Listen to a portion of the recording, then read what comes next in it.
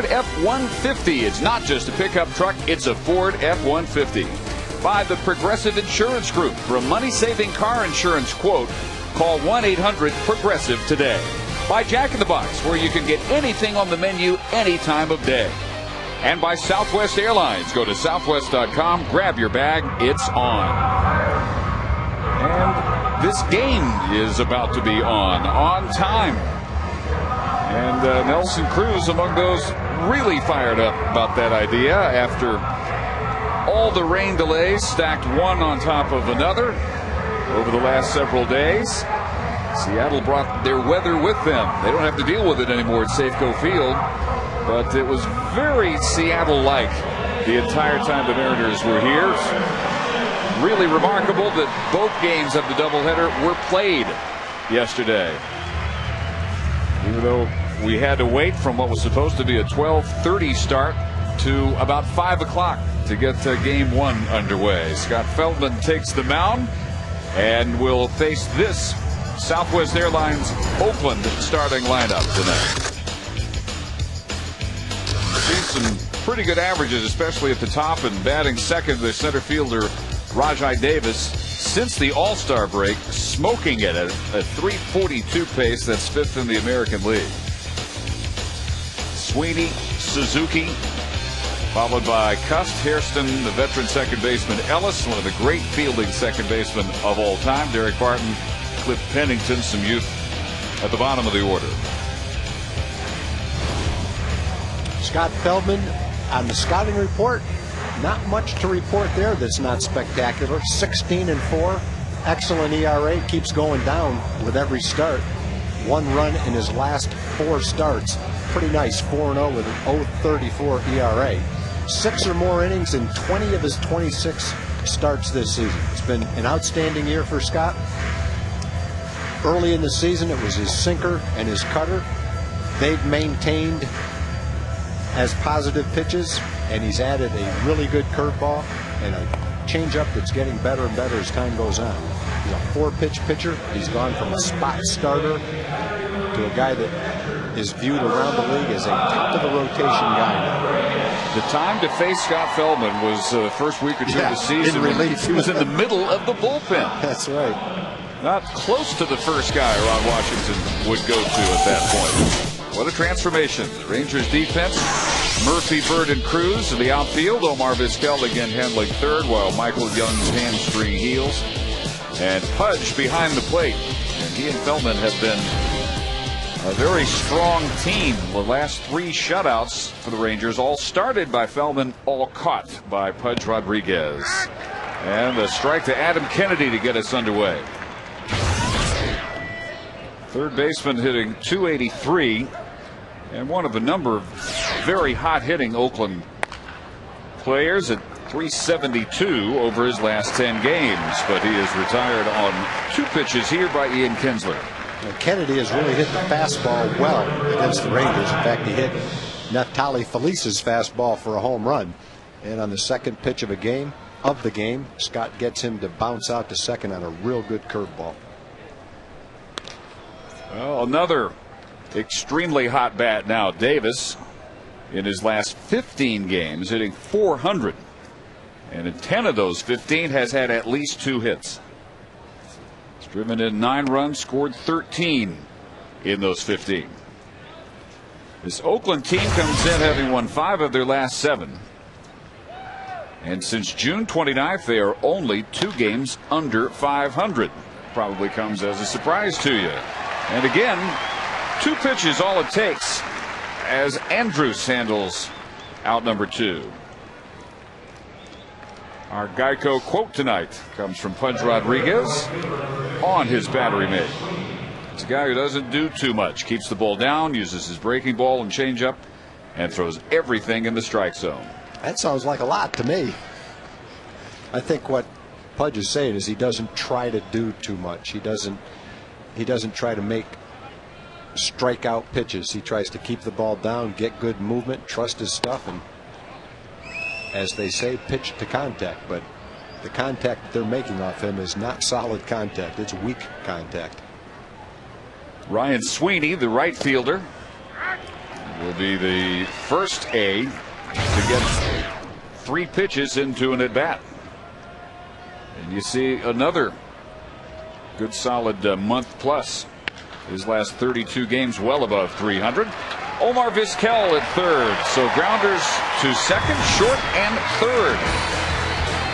A 7-pitch first inning for Scott Feldman.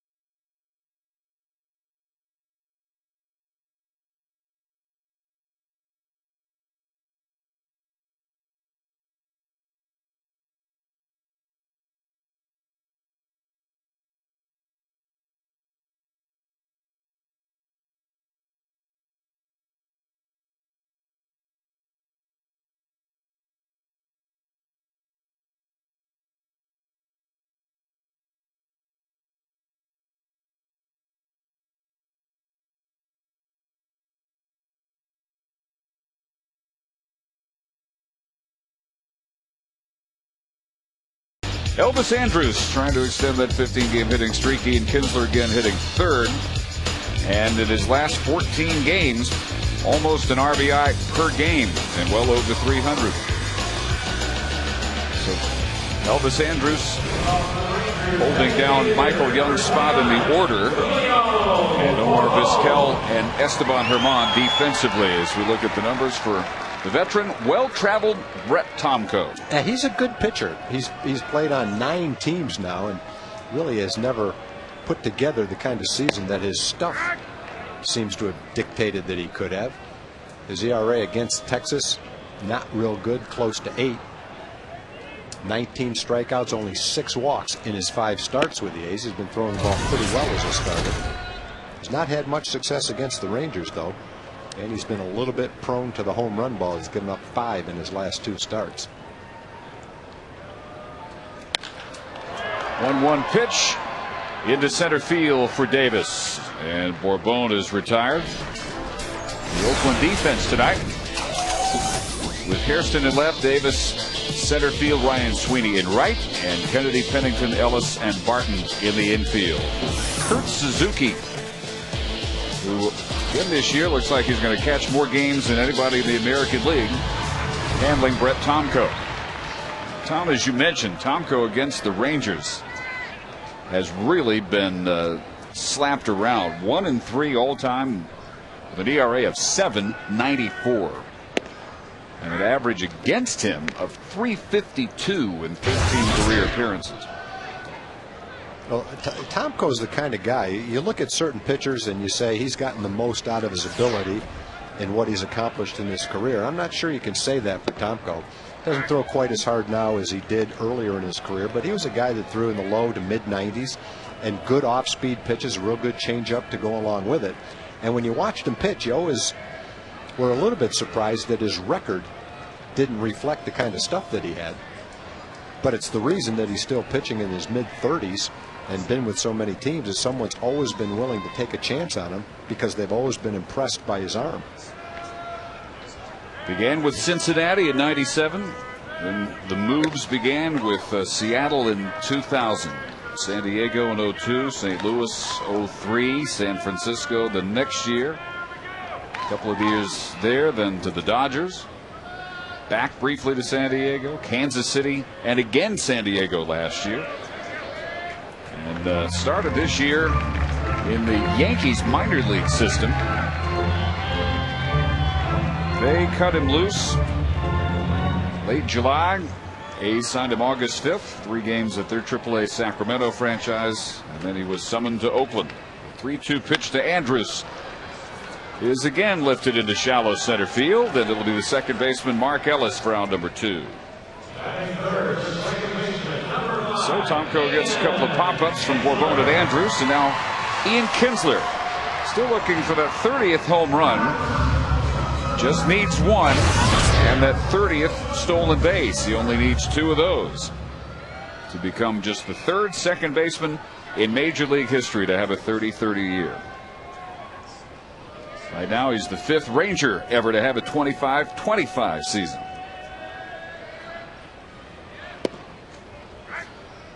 And Mark Carlson behind the plate,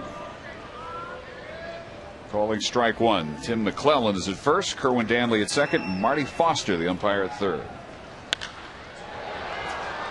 Center field, a popular target here in the first inning. Davis handles 2 of the 3 Ranger outs, and Texas goes in order. 0-0 headed to the second.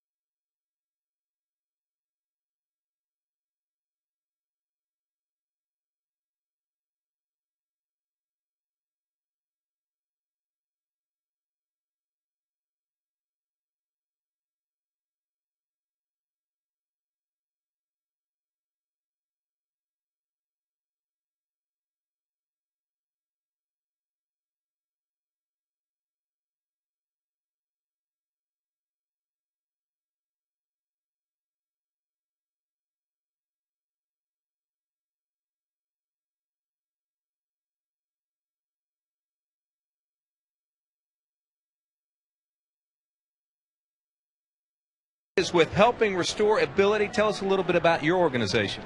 We're a nonprofit. We're based in Arlington, and we provide personal attendant services for people with any type of disability. So we help with children and adults throughout the state of Texas, actually, and we help folks with physical disabilities, cognitive disabilities, developmental disabilities, any kind of disability that the person needs help to stay in their home and out of a nursing home. We help with bathing, dressing, cooking, cleaning, non-medical care for anyone who needs it. Excellent. And you see the website on the screen. For those who want to help out, go ahead and give them a call. We appreciate it. Vicki, nice meeting you. Thank you. All right, Dave.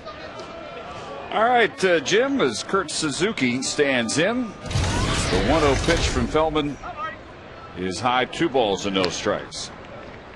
7-pitch first for Scott Feldman. Brett Tomko threw only 11 to get the Rangers in order.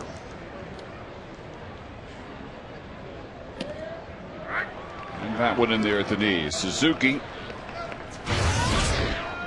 has feasted off Ranger pitching this year. Tough to strike out, one of the toughest in the league. Hitting .342 against Texas's staff this year with a couple of home runs, 6 runs batted in, and a 10-game hitting streak against the Rangers coming into this game. Feldman behind in the count for the first time tonight, and gets a big cut and a miss to fill the count. Jack Cust and Scott Hairston also due up here in the second.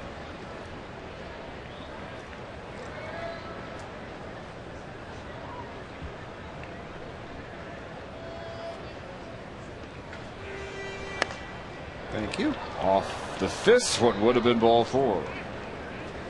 Yesterday, the A's shut out by Minnesota 8-0. 8th time this year they've been shut out, but the first time in 51 games. It hadn't happened to them since July 19th. Suzuki will not walk very often, only 21 walks, 508 at bats, and he doesn't strike out very much either, only 49 strikeouts. Another weak ground ball.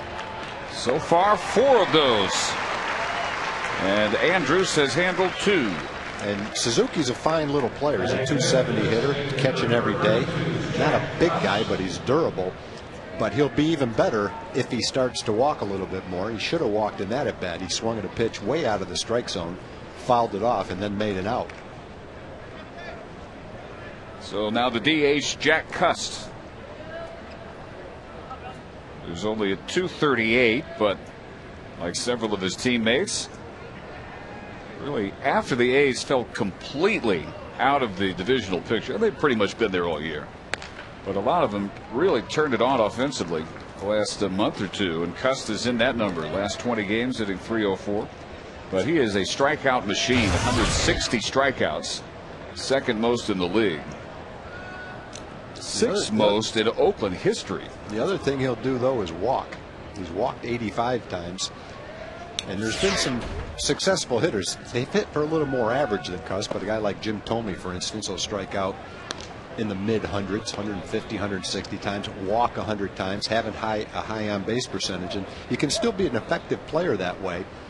But when you don't run well, you have to hit for power. That curve just dropping in there. 1-2. And Cust has hit for some power. He's hit some home runs, 22 home runs, but he's only hit 14 doubles, so not a lot of extra base hits. Jim Thome, though, a good comparison. He's got a Jim Thome West. Good chance you'll see one of 3 things any at bat: home run, strikeout, or walk, and that very close to strike 3. A little bit inside. One more strikeout, Cust will tie Reggie Jackson for the 5th most in a single season in Oakland history. Feldman tries the outside corner and has his 2nd straight full count.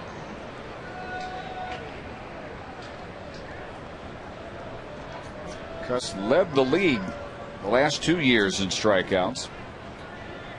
Last player to lead the American League 3 consecutive years, a long time ago. Bobby Darwin of the Twins, 1972, 73, and 74. And Feldman comes back with his first strikeout. You know, when you say Scott gets better and better as the games go on, it's not an exaggeration. And all you have to do is watch this at bat. Here's a 3-2 changeup. The bottom drops out of it. And Cust is way out in front of it and strikes out. He threw him an excellent curveball for a strike in this at bat. Gets him with a changeup. And when Scott starts adding that to the repertoire, then he becomes more of a strikeout pitcher. The cutter, the sinker, very effective pitches, and they've been effective in this game with weak ground balls. Not necessarily strikeout pitches, but the curveball and the changeup can be. And if you look at his last 51 innings, he struck out 41 batters. That's a much higher rate than earlier in the season. And the reason is because that curveball and the changeup are getting better and better with every start. 1-0 pitch to Scott Hairston, grounded off his leg. Well, the hitters that didn't like facing Scott early in the year, when they saw predominantly cutters and sinkers, all about the same speed, are really not going to like him when it gets deeper into the season. We'll just see how long it takes to see Feldman throw a straight pitch, something that has no movement on it. Now that could be trouble down the right field line. It is a fair ball. And Hairston with a 2-out double. First base runner of the game. Well, if he does throw a straight pitch, it won't be on purpose, because there's not a pitch in his repertoire that should be straight. Curveball obviously goes down and across. Changeup sinks. The cutter goes from right to left, and his sinker goes from left to right. So the only pitch that could be straight would be a ball that somehow comes out of his hand wrong. And we showed you the 6 pitches he threw to Cust. Only 2 even grazed the strike zone in that strikeout. That pitch got more of the strike zone than any he's thrown so far, but he starts Mark Ellis with a good curve. Veteran second baseman on one of the hottest extended tears of his career. 333 over his last 43 games, better than a quarter of the season. And 31 runs batted in after a 219 start in his first 43 games. So extremely well here, and just in general very well against Ranger pitching in his career. 319 average. More RBIs against Texas than any other American League opponent, 48. Going out, Kinsler and Davis. Coming in, Cruz, and Ian Kinsler handles it just into foul territory. So the 2-out Scott Hairston double does no damage to Feldman, still scoreless, headed to the bottom of the second.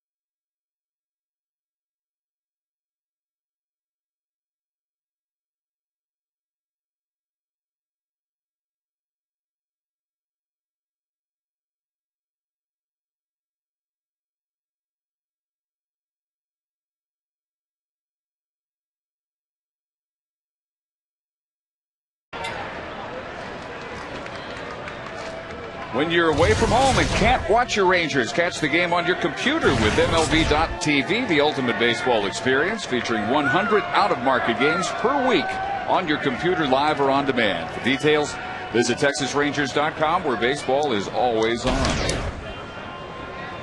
Marlon Byrd, David Murphy, and Nelson Cruz in the Rangers' second. Brett Tomko retired the side on 11 pitches in the first. Marlon at 284 after going 0 for 8 with doubleheader yesterday. That ended an 8-game hitting streak. I haven't seen Tomko in a while, but in the first inning, watching him pitch, something looked different. I couldn't quite pick out what it was. So I asked Ray Fosse, the A's analyst, and he said when he got released by the Yankees, he had a couple of weeks before he signed with the A's, and he changed his delivery a little bit. He brings his hands up over his head right now. He used to break them around his chest. There's Ray. And that's why he looked a little bit different.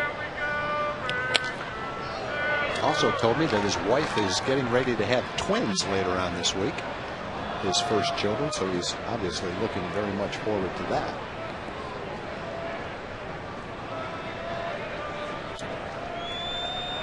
Well, maybe he can finally settle in a home city for a while.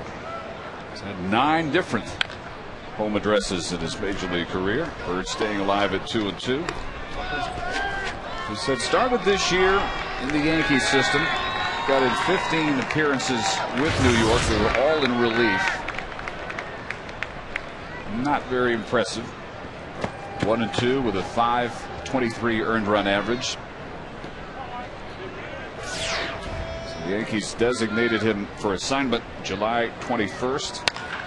Released him 8 days later. Coming on for a dive is Sweeney, and he makes the catch to rob Marlon Byrd. That is unfortunate. That's a line shot. You go the other way with a tough pitch. Off the bat, you go, good. That might be a double if it gets by him. And instead, he turns it into an out. It is a sickening feeling for a hitter. Nice play, because he takes that ball all the way. I mean, he had to dive all the way out to catch this ball. Catches it right off the ground. Nice play. If it gets by him, it's at least a double, maybe a triple. David Murphy goes after the first pitch. Same area on a much different arc, and Ellis from second base about halfway down the right field foul line for out number 2. David Murphy yesterday homering in game 1 gives the Rangers 8 different players with 15 or more homers this year, led by Nelson Cruz with 32. One more look. Fierce concentration required by Ellis, but he is one of the top defensive second basemen in history over the course of his career. 4th all time, in fact, in fielding percentage from that position. Ron Washington was a longtime coach with the A's. Coached Mark Ellis for quite a while. And when he came over to the Rangers, he always spoke in glowing terms of Ellis, one of his favorite players while he was in Oakland. Loved the way he played the game. And defense was a big part of it. Ron Washington, before tonight's game, said when he gets his stat pack supplied by every team, first thing he looks at, team fielding. That one over Davis's head, off the wall, and Cruz has a 2-out double, just as Scott Hairston did in the top half of the inning. Line drive wasn't quite high enough to carry out of the ballpark. Fastball inside part of the plate. Inside and off the plate. Now he shows how strong he is, that he can muscle that pitch several inches inside. I don't think he even had it off the good part of the bat, but still drove it 404 feet right to the base of the wall.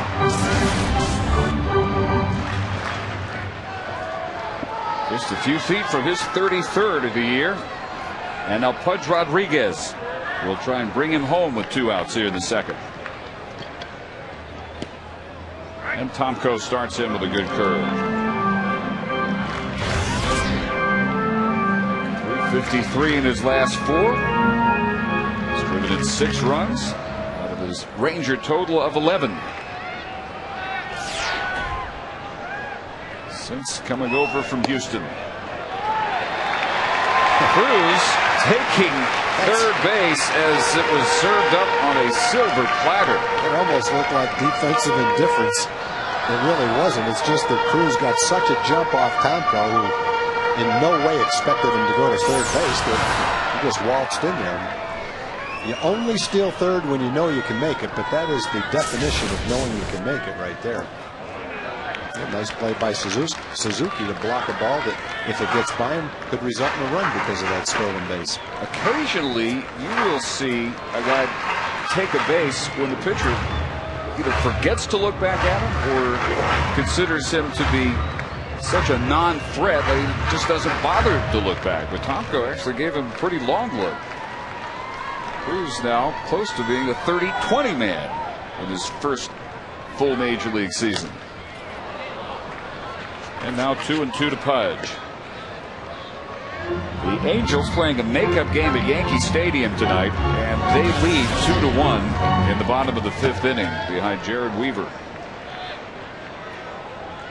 This one fit in before the Angels go to Boston, where they begin a 3-game series tomorrow. Pudge down on strikes. Cruz left at third. And we have played 2 scoreless.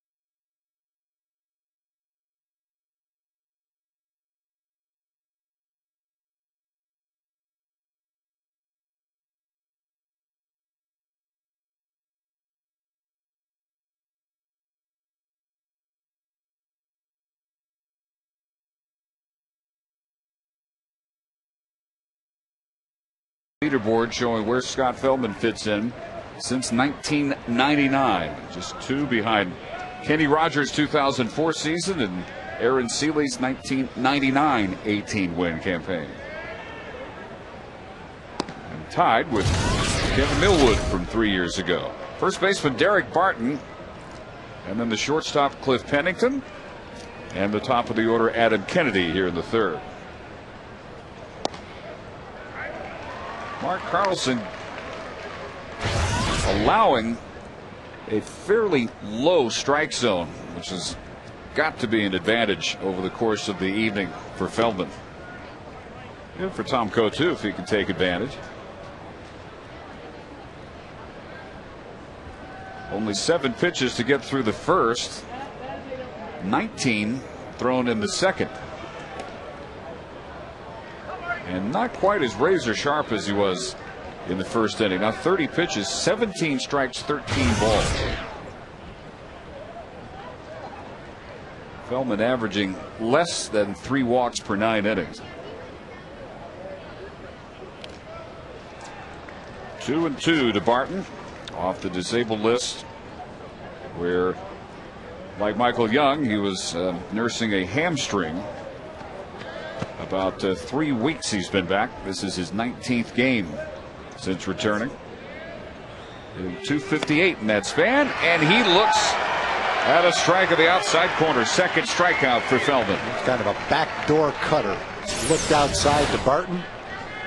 He cuts it, and it comes back toward the outside part of the plate, and it catches the outside part of the plate according to the pitch tracker. Looks outside to the hitter, but you give up on it. And then the cutting action, which causes it to curve in that direction, maybe 2 or 3 inches, just enough to catch the corner. So 1 gone in the third. Cliff Pennington, the shortstop.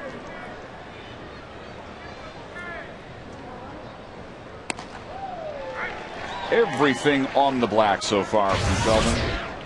So you saw those 3 strikes in the last at bat. All at the knees or on the edge. That is fair, and as usual, Chris Davis makes the very difficult look deceptively easy. Oh, he's got excellent range and quickness for a big guy. Really good hands to catch anything that he can get his glove on, and a strong arm. He's got an outfielder's arm playing at first base, so you add that all up together, and you got an excellent fielding first baseman. That ball very close to being foul. Actually thought it would be called foul. Once it went over the bag, it went from Mark Carlson's call behind the plate to Tim McClellan's at first. And here is Kennedy for the second time.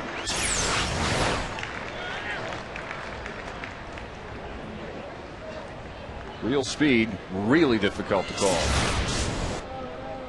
Kennedy grounded to second on the second pitch he saw to begin the game. Now falls behind 0-2.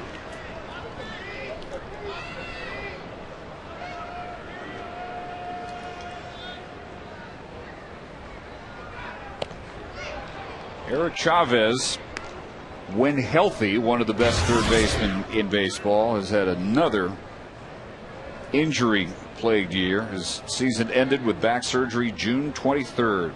His 5th surgery in 2 years. He's had 2 on his back, 3 on his shoulder. And over the last 3 years, Chavez has averaged only a quarter of a season, 40 games a year. Played only 8 games this year. So a chance for Kennedy to hold down third in Oakland. There's the 2-2 from Feldman. Grounded to third. And Vizquel with a nice recovery, helped out by Davis's scoop. I'll say, how nice is it to have Chris Davis at first base to save you an error consistently? All the infielders on plays like that. A rarity right there. Omar not picking it.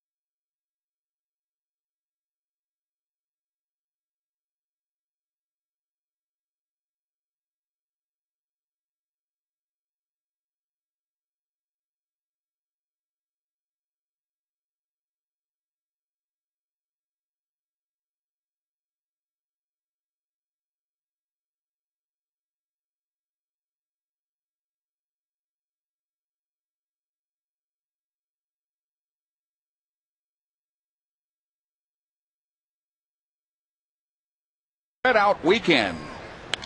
We're encouraging all fans to wear red as Chris Davis fouls the first pitch off. The first 25,000 fans will receive rally towels. Enter fireworks as the coupon code on TexasRangers.com. Find out all about the Angel Series coming up this weekend.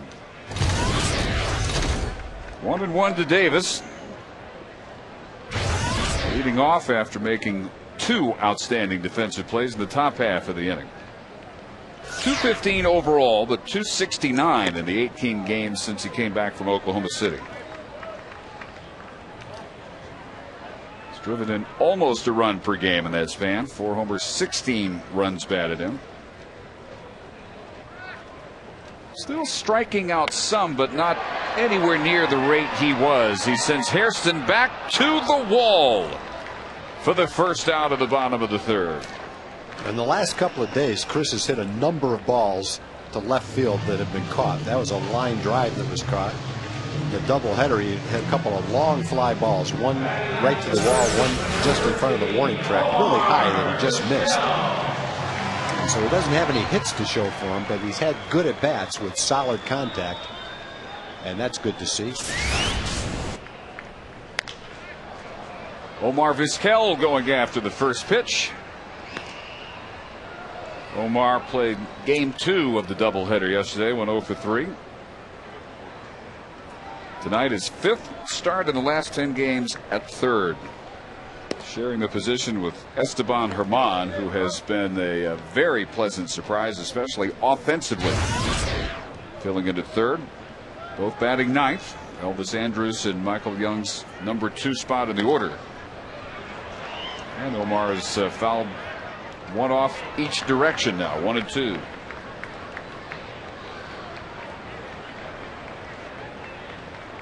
He's made that transition look like there was nothing to it. 2,568 starts at shortstop before he ever played third, which happened for the first time May 9th.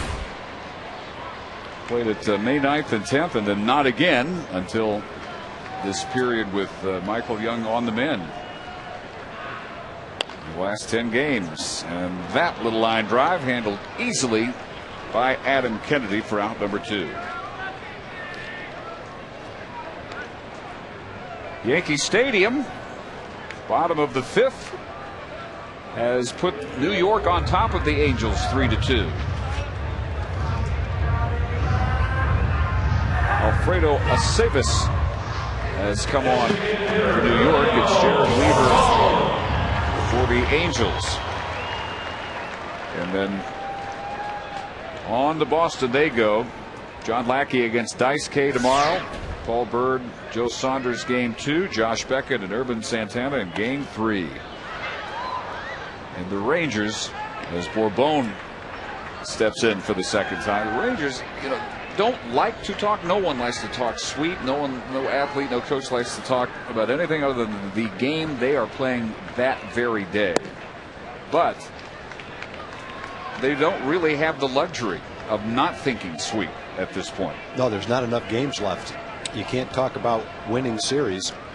Heard Steve Busby say that in the pregame show, and I agree 100%. You got to win all the games now. And so when you're playing, with all due respect to the A's, the last place team, and you want to be a contender the last week, you got to sweep this series. Pretty much as simple as that. So far,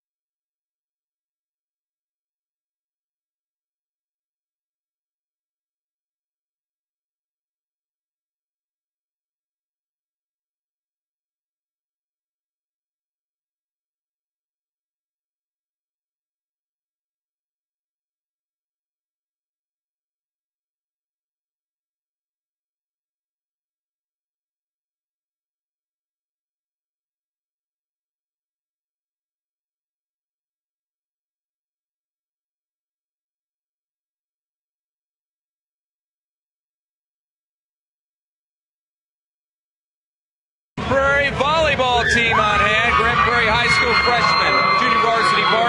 His team captains Heather and Elizabeth. Why out here?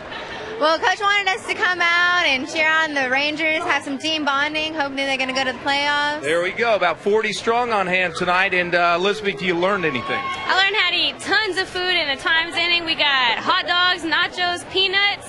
Let's go, Rangers! Let's go! Let's go! Also learn to cheer. Very good. All right. Good to have you girls out here. Thank you. Good all-around educational experience. It is. You have to learn how to eat that type of food. Most high school students have very little experience with junk food. Another good curveball from Scott. Of course, here at the ballpark, it's very healthy. Oh, yeah, you can get great food out here at the ballpark. There's something for everybody. Davis, first time up, grounded to short. 0 for 2 here. Now, Dave, you're talking about the standings. There's something other than a curveball. Look at a fastball right on the inside corner. Let's take a look and see if it was. Actually, there's a cutter right on the inside corner.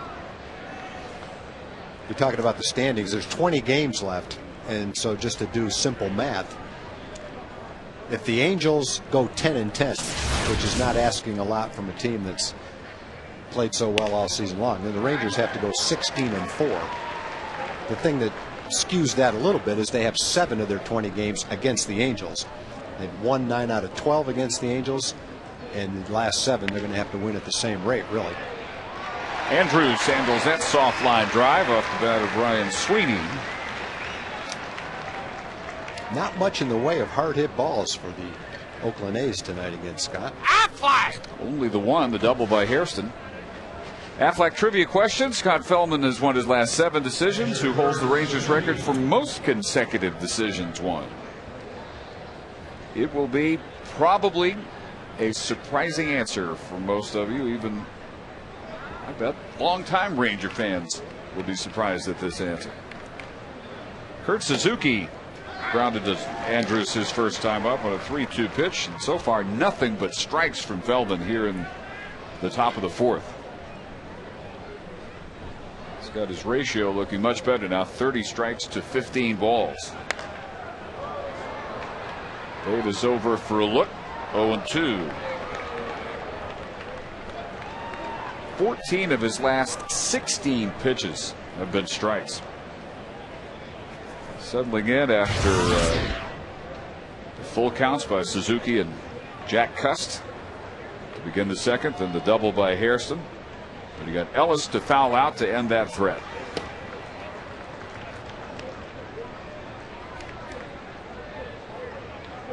Rangers have only a 2-out double in the 2nd from Nelson Cruz, as Brett Tomko has had so far what has to be his best outing ever against the Ranger team that has owned him to the tune of a nearly 8 earned run average in his 13 career appearances coming into tonight against Texas.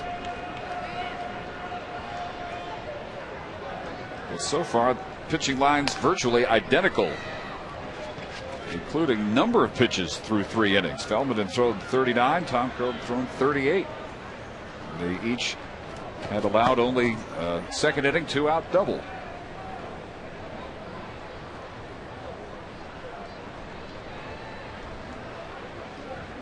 Feldman trying to tie CC Sabathia for the American League lead with his 17th win, and that'll help. 2 more strikeouts here in the 4th. 4 for the game. And the Rangers will send Andrews, Kinsler, and Bird to their half of the 4th.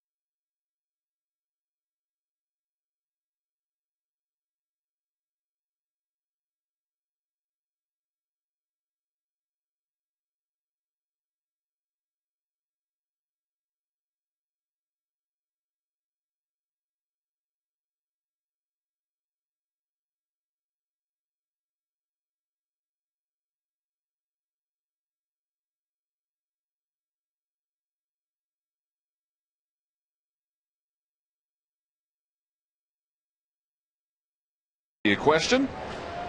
Ranger record holder for most consecutive decisions won. Bobby Witt won 12 straight in his 17-win 1990 season. No, not Nolan Ryan, not Kenny Rogers, not Kevin Brown. Bobby Witt holds that record. Yeah, there haven't been many Ranger pitchers who put together a better stretch than Bobby Witt. I can't remember this number, but he had something like, I'm going to say 12, it might have been more, consecutive complete games. And I'm not sure if that was the stretch where he had that. But boy, for 2 months of that 1 year I'm thinking of, he was tremendous.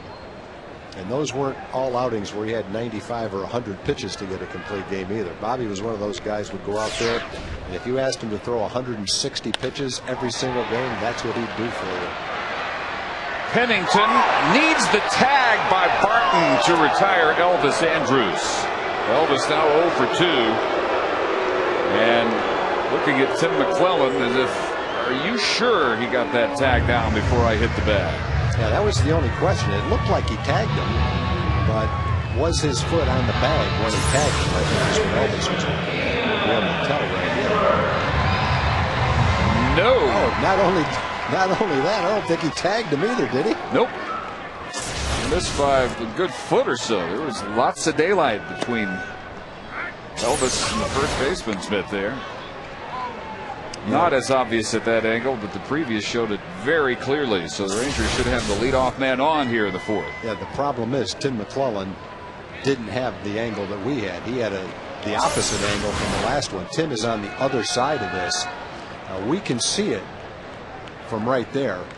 And back of that, all he could see was Elvis's chest, and there's no possible way he could tell. That's just an educated guess by Tim. There's nothing else he could do. Now, if you're Ron Washington, do you want Elvis to put up a little fuss there and signal the manager to come out and put up an argument there? Because that was very clearly Elvis with an opportunity to make a correct point that he missed it. Yeah, I guess you can go out there and argue, but I think if you're looking at it realistically and you see where Tim is,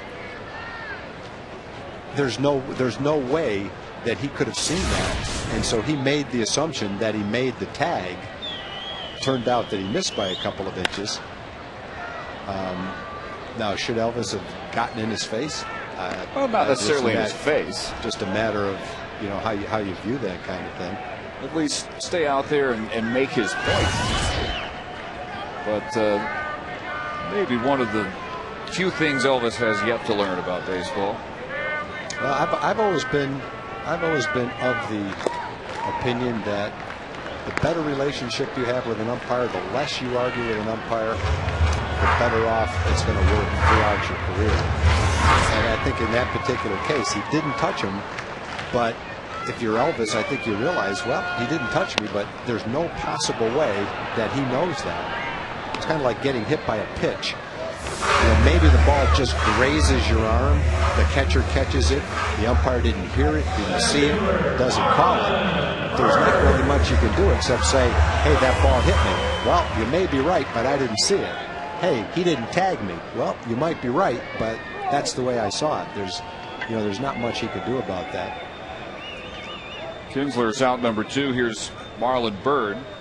Now, if that's how you handle the umpires over the long run, will you get the benefit of most? Who knows? Who knows? My opinion is human nature is such that if there are calls that can go either way, and there's no way of knowing which one is the right call, they can go either way. My opinion is you'll get more than your share with a really good relationship with the umpires than you will if you're a guy that yells and screams at them all the time. That's just my opinion, but Earl Weaver, Billy Martin, and a lot of great managers would strongly disagree with that opinion. Yes, they would. They would get in your face over that opinion. Yes, they would.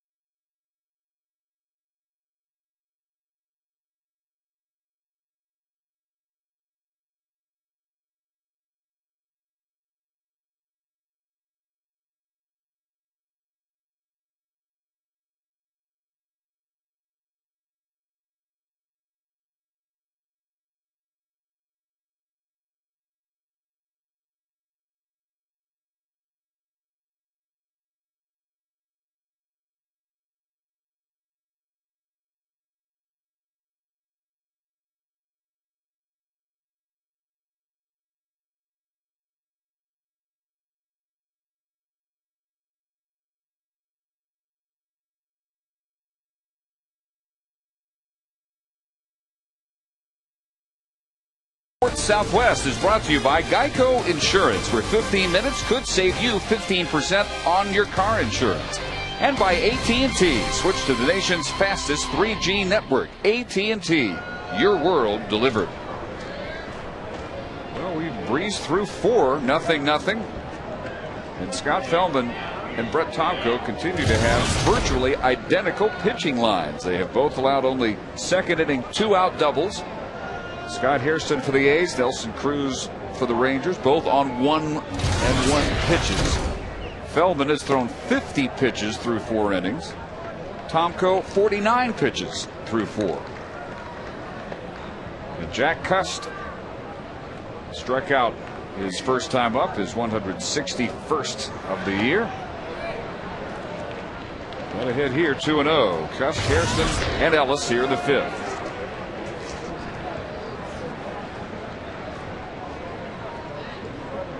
Yankees continue to lead the Angels, now bottom of the 6th in New York, 3-2. Both the Rangers and the A's have been hitting the ball pretty well over the last couple of weeks.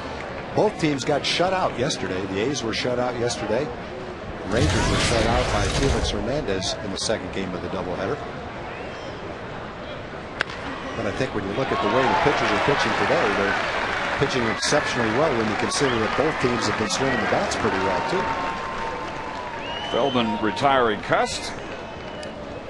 Dave, one more thought on your thought about the umpire and whether Elvis should have argued. I think the other thing that you have to really consider is the personality of the player.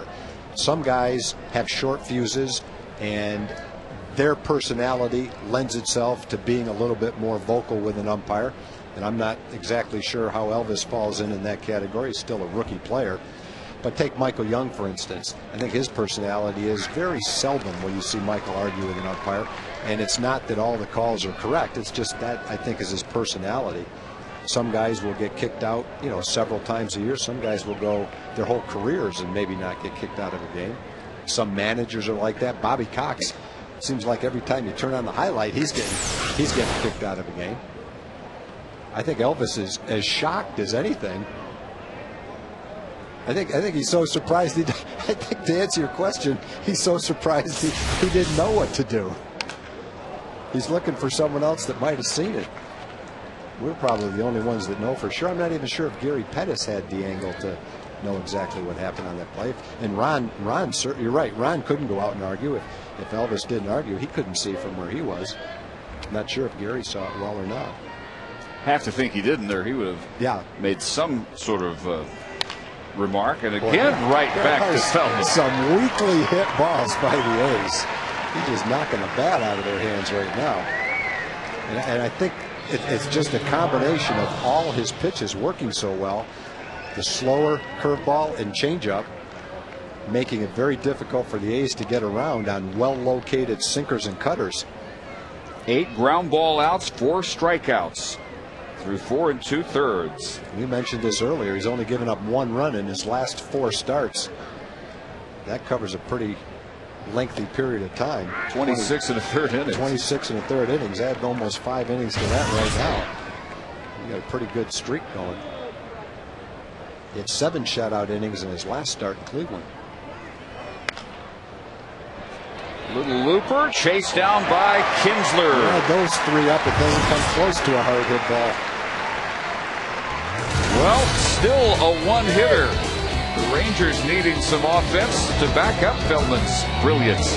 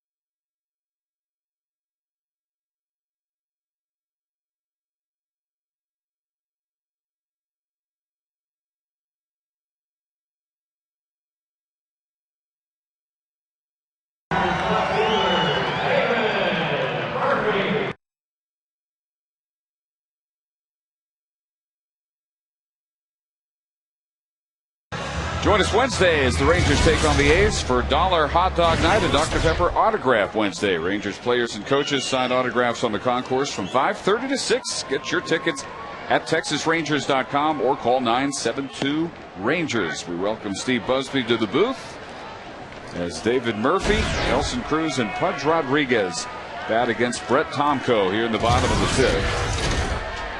The 0-1 pitch, 0-2, and Buzz can't be surprised at anything Scott Feldman does these days, but Brett Tomko matching him pitch for pitch? Yeah, Tomko's been pretty good. He just has not gone that long into games. Here is base hit number 2 for Texas. Buzz, a game like this, when you watch the pitchers carving up the hitters, that has to bring a little bit of a smile to your face, doesn't it? Yeah. As a pitcher? I do. I love that, Tom. I do. A little chuckle every once in a while, especially when you get a guy jammed real good. You can see him checking his fingers to make sure the thumbnails are still there. Were you one of those teammates that laughed at your hitters when they came back after getting jammed? I always put my hand over my mouth just to make sure you couldn't see the smile that well. Yeah. Well, what do you see different in Tomko, who's had about an 8 career ERA against Texas before tonight? Well, what I see tonight, Dave, is very good command of all 3 of his pitches. He's really moved the ball in and out very well. He's throwing better inside to right-handed hitters now than I've seen him do for quite a while, and that sets up everything else for him. He's really keeping hitters honest, I think. Last time I saw him throw, I think, was just before Kansas City released him year before last, and he was awful. I mean, and he'd be the first to tell you that he had no command of any of his pitches. That's not a real good feeling, is it, for a pitcher? Believe me, I've been there too often. It's not good. And to be released by Kansas City. Yeah. Yeah, they brought him in to maybe one of their starters year before last, I think it was, in spring training, and he just couldn't get anybody out. And, a guy of his experience, when you have trouble in spring training, that doesn't leave a very good impression. There's very much hope for a young team like that to take you along. I think you guys were talking in the pregame about how the Rangers' mindset has to change. They cannot afford simply to think, we'll win this game or we'll take this series. They've got to think sweep and an extended win streak at this point. Yeah, it goes away from, we need to win series. We need to win 2 out of 3 or 3 out of 4. Now we've got to put our best game out there every single night with the intent of winning that ball game. One thing we were talking with Chris Davis before the game that he said is, this ball club has been very good at compartmentalizing things, having a short memory for what happened yesterday and going about the daily business. Well, now it's going to be paramount for them. 3 balls to the strike to Cruz, who had the only Ranger hit before the Murphy leadoff hit here in the 5th, a 2-out double in the 2nd. What are your thoughts about the Rangers' rotation issues now after Kevin Millwood and Derek Collin could not right themselves in the Seattle series? Well, I think it's too late in the game to worry about personalities. I think you have to go with the guys that are throwing the ball best. And I don't think that when you set up a rotation for the Angels, for example, for this weekend, I don't think you can take anything into account like, he was good in the first half, or he's got a long track record. Who is throwing the ball well right now? Who gives us the best opportunity this coming weekend, to win 3 from the Angels? And I think right now that you're looking at Hunter, you're looking at Feldman, and you're probably looking at McCarthy, to be quite honest. And when you look at those games against the Angels, 3 here and then 4 in Anaheim, you pretty much have to say 2 out of 3 here, 3 out of 4 there, or somehow win 5 out of the 7. Yeah. To really have any chance of making up a 6-game gap, the way the Angels have played against everybody else. Right. Here's Pudge, who struck out his first time. Well, the next 2 matchups for the Rangers may tell us an awful lot about the following series. Brandon McCarthy tomorrow against Edgar Gonzalez. Dustin Nippert against Trevor Cahill on Wednesday. McCarthy is 7-2. Nippert is 5-2. And McCarthy has looked superb since coming off the deal. Yeah, he's thrown the ball very well. And one good thing about McCarthy, you assume as long as he's healthy, he knows how to pitch. He's been around long enough to have a pretty good feel for pitching. So you don't worry about him making rookie mistakes, if you will. The question is, is he going to be healthy on Sunday or whenever they're talking about it? Probably. That's what you have to count on. Well, you know, that this 2 series against the Angels, if you win 5 out of 7, you only pick up 3 games. So what happens between now and Friday is really paramount for the Rangers. They can't afford to get any further behind than they are right now. As a matter of fact, you need to make up 2 games between now and Friday to give yourself a really legitimate shot at making up games just against the Angels. Well, so far, so good out in Yankee Stadium. Still 3-2 New York. That game has moved into the 7th. Make-up game before the Angels go to Boston for 3. So there's a real chance that the Rangers could get some help from both the Yankees and the Red Sox. Now, which of the races do you think the Rangers should put most of their attention on, the division or the wild card? Which do you think they have a better chance of making up ground in? You know, I think that's more of a situation of who should we look at more. Double play ball, Pennington, Ellis, and Barton. And the leadoff single by David Murphy goes by the wayside. Save that answer for next time. That double play gets me off the hook.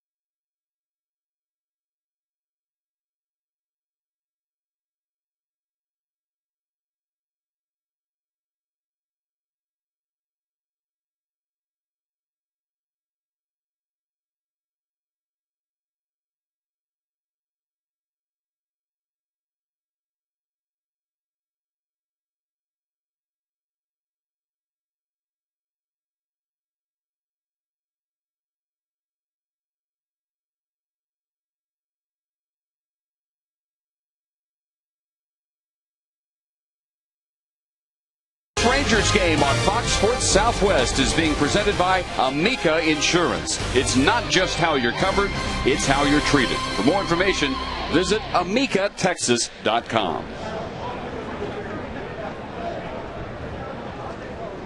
Nothing into the 6th now. Derek Barton, Clint Pennington, Adam Kennedy.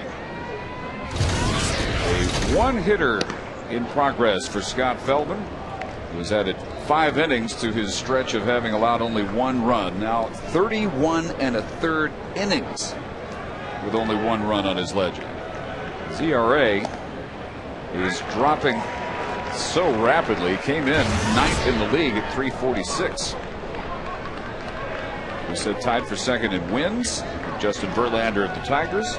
Chance to tie the Yankees' CC Sabathia at 17. He's handling his end of things. The Rangers offense, however, managing only 2 hits against Brett Tomko. 16-4 record, an .800 win percentage, and that is the best in the American League. Feldman at the top of that race. 2-2 now to Barton, caught looking in the 3rd. Barton came over to the A's in a great trade for the A's. They traded Mark Mulder at a time when his contract was about ready to explode. And they got Dan Herron, a young Dan Herron, Kiko Calero, and Derek Barton. Billy Beane loved, at the time, Derek Barton. That was 2004. One thing he loves about him is he's very patient at the plate. And even this year, he's not hitting that well, but he's walked 16 times in less than 100 at-bats. Hasn't blossomed the way they thought he would, but I think they still think he has a good chance to do that. Still 3-2. Feldman has retired 10 straight since the 2-out double in the second by Scott Hairston. Only Oakland base runner so far. Barton, a first-round pick by the Cardinals in 2003. Came over in that trade the next year, and that one down the left field line, just fair in the corner.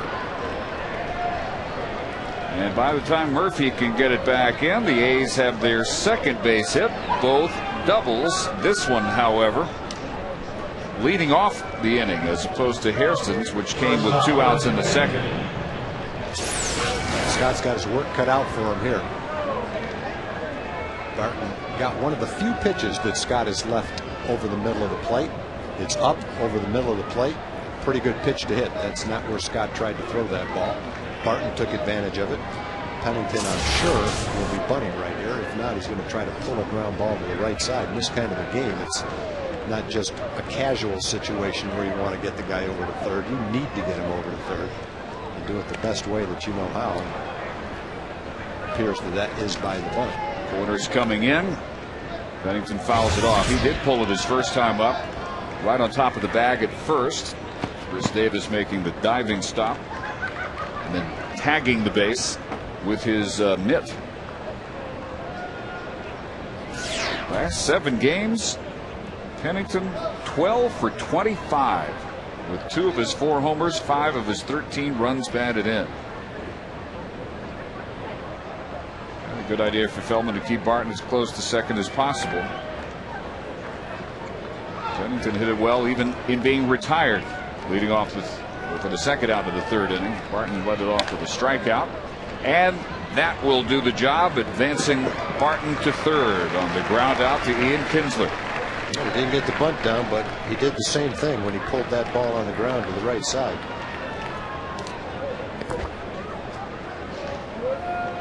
So Feldman now considering everything, the entire picture, standings, games remaining. This score needs really his best pitching of the season this inning, quite possibly, based on the lack of Ranger offense so far against Tomko. Top of the order, Adam Kennedy has grounded out twice to second and third, infield in with 1 out, as you would expect. And very weakly hit Davis, bare hands, but no chance for a tag by Pudge, and the A's take a 1-0 lead. Oh, that's too bad. He actually hit the ball so badly that he got a run in. The Rangers had the infield in, and on a normal ground ball, Barton doesn't score. But that ball was hit so poorly off the handle. It was such a good pitch from Scott, hit so slowly that he was able to score. Basically a hard suicide squeeze. Good base running by Barton, who got a good jump on that ball. He was going on any kind of a ground ball, it looked like. Give him an infield hit, and his 53rd run batted in. So 1-0 A's against Feldman, who had a 1 run allowed in 4.5 starts before this 6th inning. 31 2/3 innings with only 1 run. Davis 0 for 2 is grounded to short and struck out looking. 400 hitter over his last 15 games with 10 multi-hit games over that stretch. He's added 24 points to his batting average. Came in at a season high 310, his 8th game this year above 300.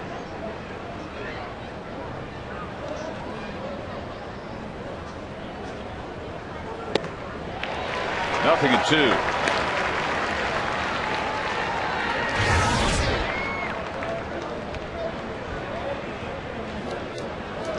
So the A's shut out yesterday and looked as if they might be on their way to back-to-back shutouts. But they have broken through here in the 6th.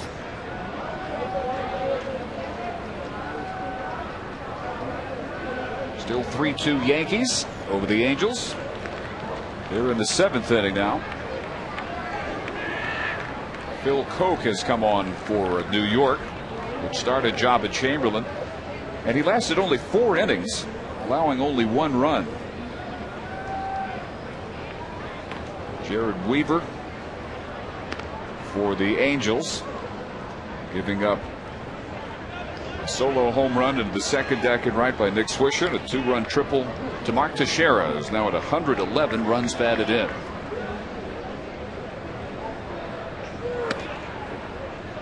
One and 2 to Davis. Tampa Bay, losers of 11 straight, swept over the weekend by Boston, to the detriment of the Rangers' wild card chances, with the Rays leading 8-4 in Baltimore in the top of the 7th. They try to end that long losing streak.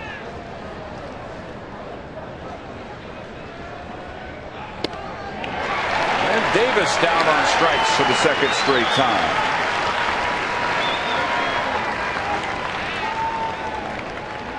Let's check in with Emily Jones. Well, guys, it is the top of the 6th, which means I'm here to remind you about Facebook and Twitter. Following us, of course, on both twitter.com/FS Southwest and facebook.com Fox Sports Southwest. And also, too, you guys, you can tweet your questions to Steve Busby. I know you posed the question whether the Rangers fans should be rooting for Boston or for the Los Angeles Angels of Anaheim. If you want to tweet that question into Buzz, he'll be answering them during the postgame show. Ryan Sweeney finds a gap. And Kennedy being sent home, and the throw gets away from Elvis Andrus. There is no chance for a play at the plate, and it is 2-0 Oakland. Well, that's too bad, because the Ranger outfielders make accurate throws on relay throws. That one bounced, though.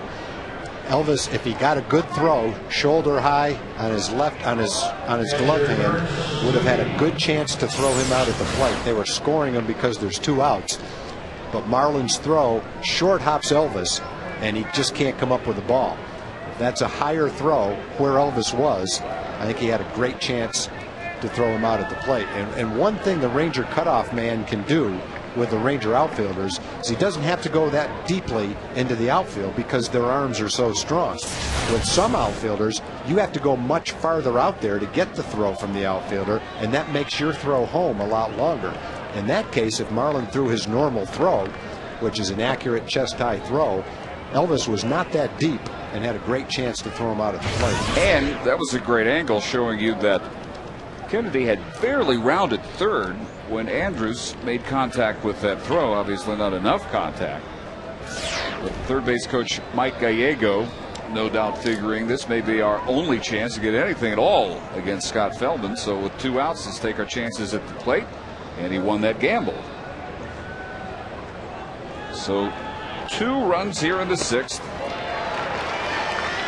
by an Oakland team in the bottom 3 in the league in scoring. See, barely at third base. Andrus was going to have a terrific shot at throwing him out at the plate, it looked like.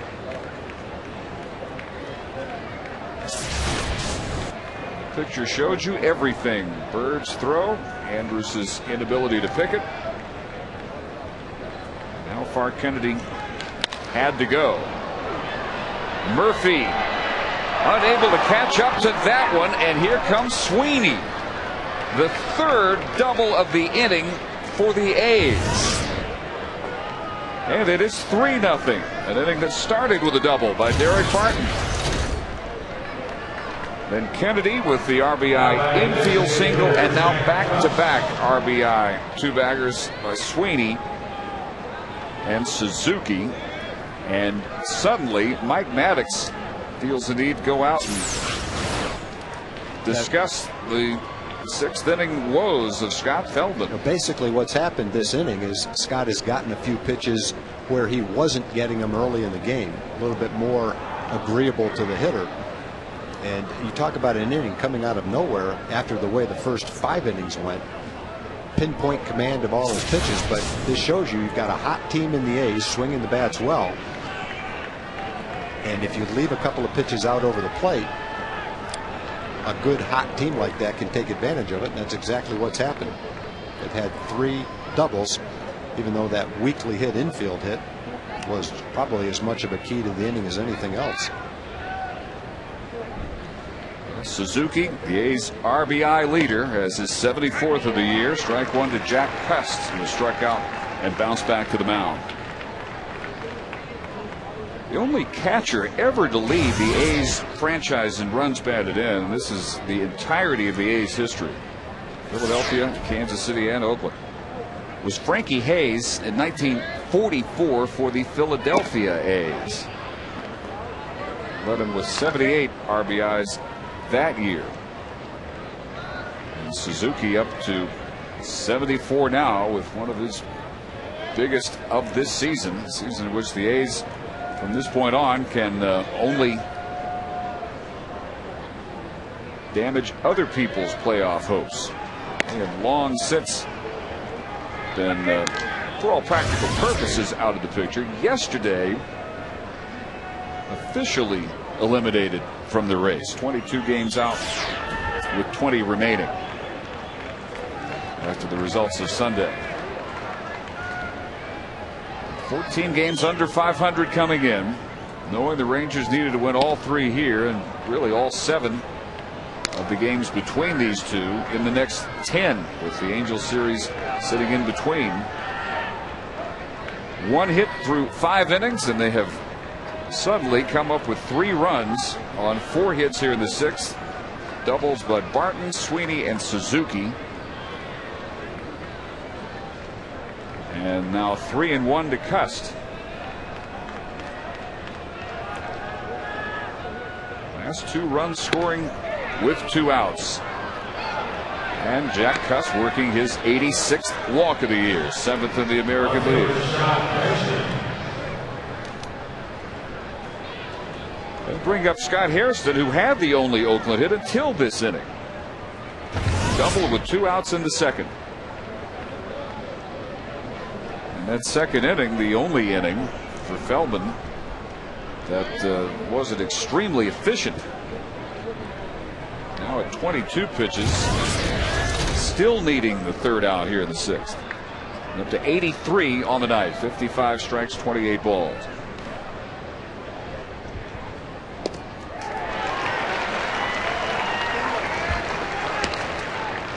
Jason Grilli now getting up in the Rangers bullpen. That was the last thing you would have expected after the way Feldman had breezed through the first 5 innings tonight. But Hairston, the 8th Oakland hitter.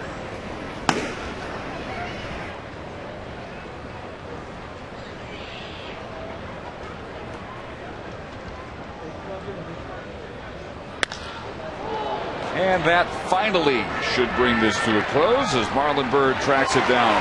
3 runs on 4 hits, 3 doubles, and now the Rangers really need some offense.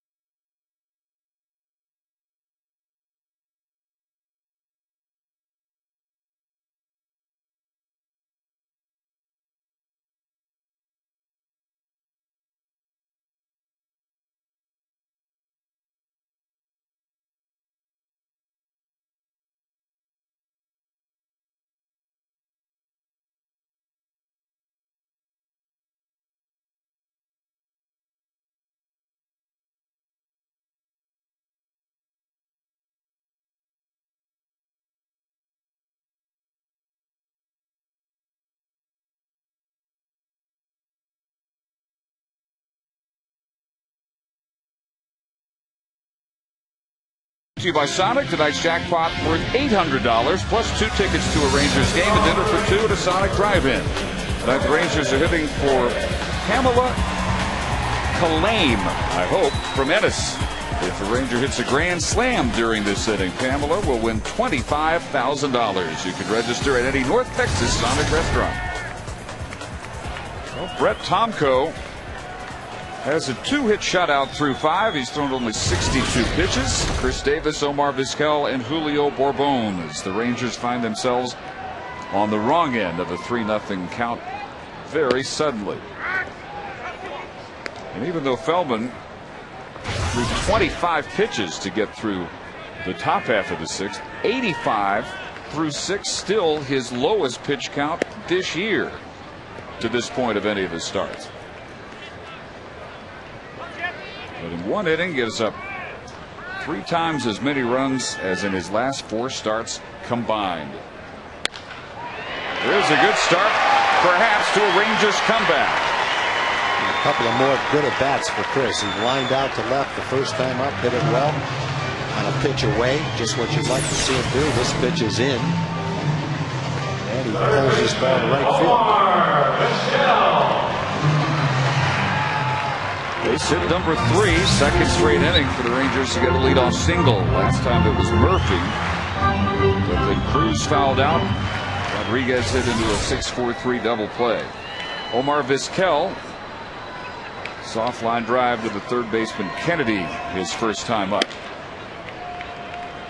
And Kennedy and Barton in on the edge of the grass at the corners.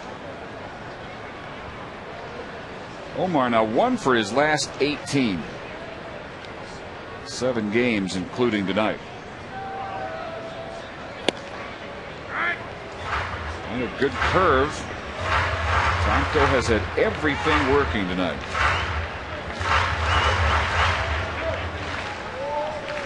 Has only gone to a 3-ball count 3 times in the first 5 innings. Into right field, Sweeney in his tracks. Didn't have to move a muscle for the first out.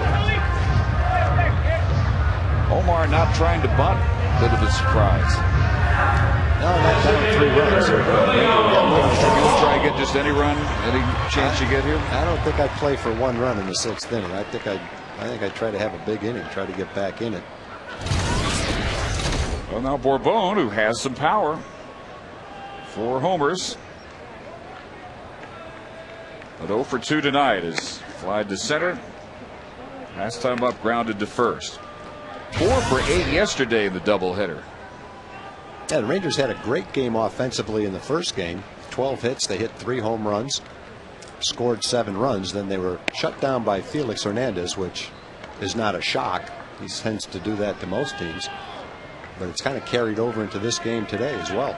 14 innings now without a run. Bourbon with half of the 6 hits the Rangers had as a team in game 2.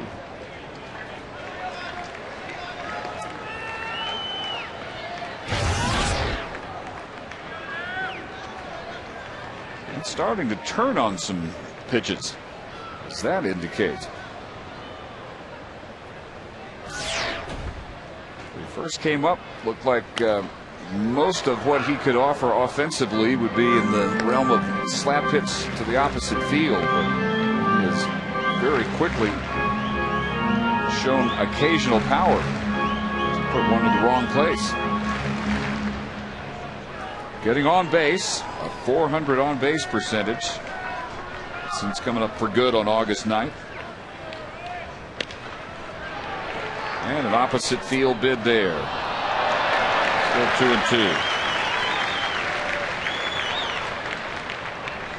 In fact, since he came up a little over a month ago, he has the 4th most homers on the team, behind only Cruz, Bird, and Kinsler.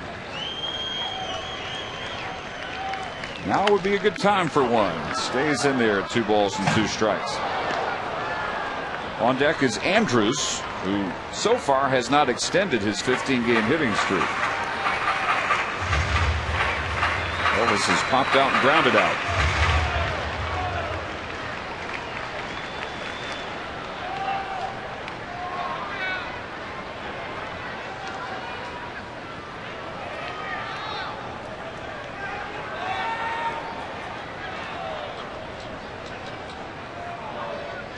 Tomko just up from AAA Sacramento about a month ago, August 17th. 3-2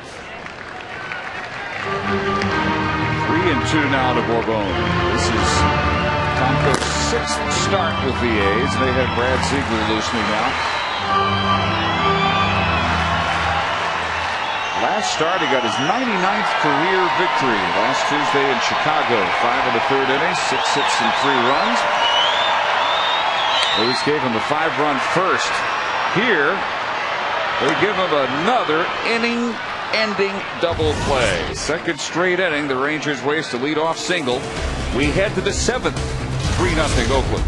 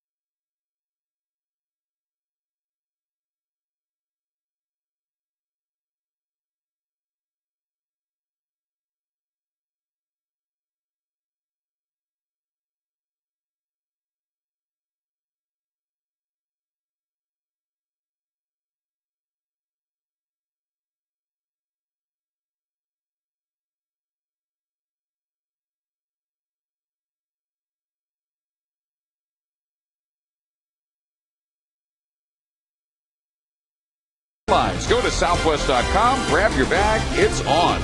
By Jack Daniels. Your friends at Jack Daniels remind you to drink responsibly. And by the Ford F-150. It's not just a pickup truck, it's a Ford F-150. On to the 7th. Dave Barnett and Tom Grieve. Oakland with a 3-run 6th. We'll send Ellis, Barton, and Pennington to the plate. And Mark Ellis, retired by Ian Kinsler for the 3rd straight time. All 3 pop-ups to second for Ellis. Let's check in with Jim Knox. All right, thank you, Dave. Time for the Progressive fan of the game. And you know what? This is Eugene and Helen Kirby from Harker Heights, longtime Ranger fans celebrating their 50th wedding anniversary. And Eugene's idea, so I'm going to give you the bag, the hat, the shirt. Congratulations, Eugene. Give us a tip on how you stay married that long.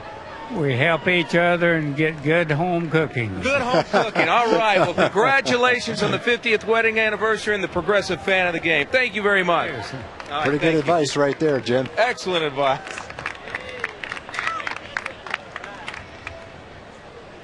I bet there's some good home cooking in their house. Healthy, too, by the way they both look. Yeah. 1-1 to Barton, who started the 6th inning rally with a double on a 3-2 pitch. Pennington advanced him to 3rd on a grounder to the 2nd. Kennedy brought him home on an infield single, basically a swinging bunt. Davis then struck out for out number 2, and then back-to-back doubles by Sweeney and Suzuki. Turned a 1-0 game to 3-0. Justin Verlander, as we said, tied with Scott Feldman for 2nd in wins in the American League, both looking for their 17th tonight. Verlander's Tigers trailing Toronto 5-2. Tigers batting bottom of the 9th.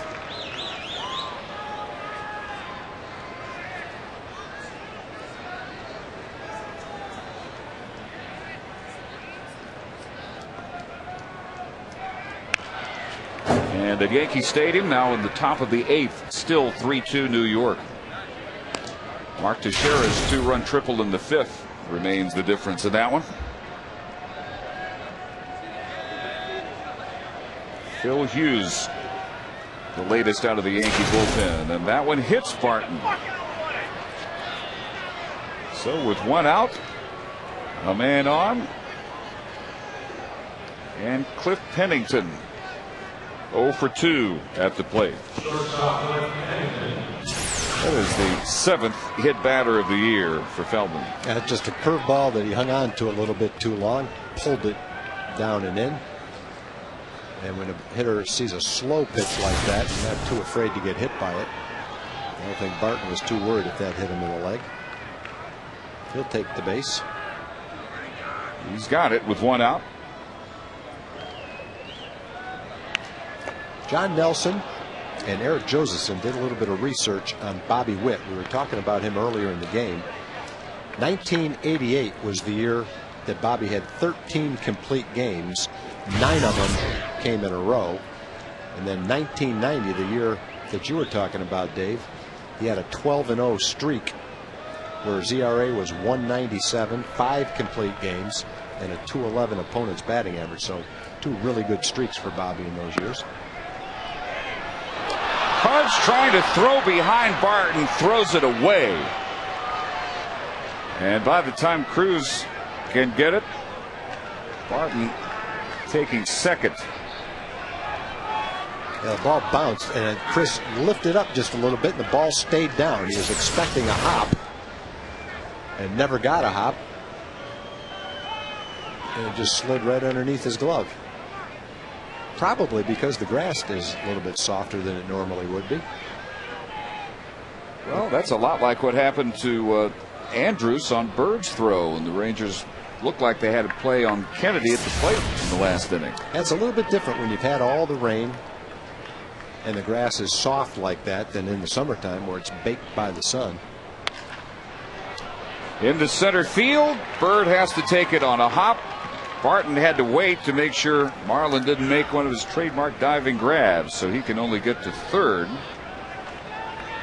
First and third, one out for Kennedy, and Mike Maddox makes his second visit. The bullpen will spring back into action. Jason Grilli was throwing in the last inning, and he's back up now. Feldman at 94 pitches, 63 strikes, 31 balls.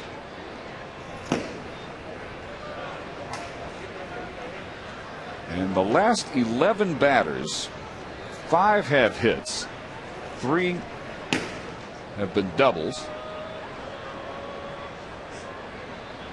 He has issued his only walk of the night. He's hit a batter who's now at third. This after the first 5 innings could hardly have gone better. 1 hit shutout through 5.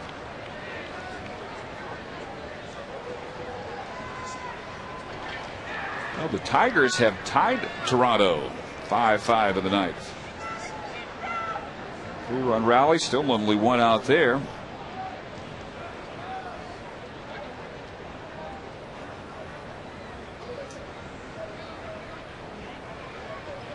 Jason Frazier on the mound now for Toronto.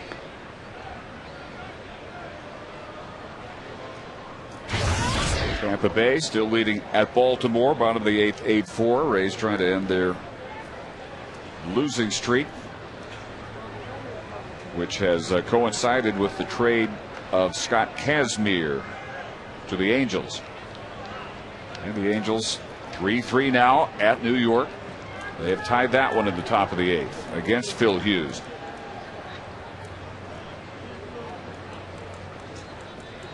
So both this game and that makeup game at Yankee Stadium have taken turns for the worse from the Rangers' perspective over the last half hour or so. Strike 1 to Kennedy.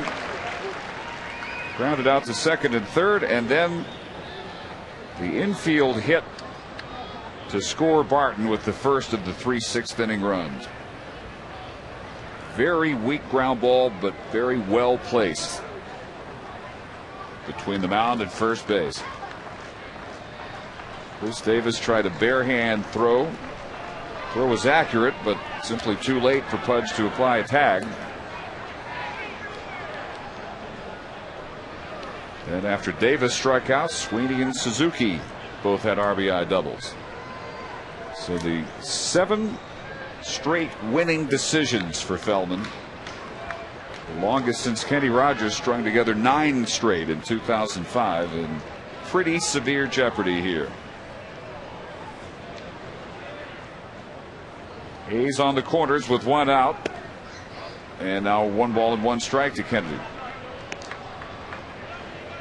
He's been one of the hot hitting A's of late. 7 multi-hit games in his last 10, hitting .372 over that span.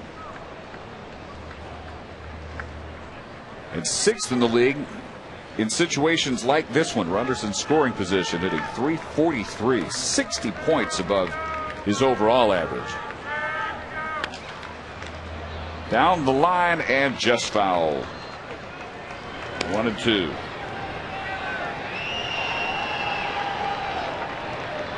Feldman has had a couple of these hits barely fair down both lines. Angels are out now in the top of the 8th, but they remain tied 3-3. Jared Weaver still on the mound for LA. And now facing Mark Teixeira. He had the 2-run triple to put the Yankees up, and Kennedy is hit by a pitch now to load the bases. And it just really has been the last couple of innings out of nowhere. Scott has just lost the command that he had through 5 innings. Just has not been able to locate the ball the way he did early. And that will be his last pitch. Number 98 of the night, his 2nd hit batter in the last 3 he has faced. Loading the bases with 1 out, and that'll be Jason Grilli's problem. He will face Rajay Davis as Feldman departs trailing 3-0. Jason Grilli has been very sharp in situations a lot.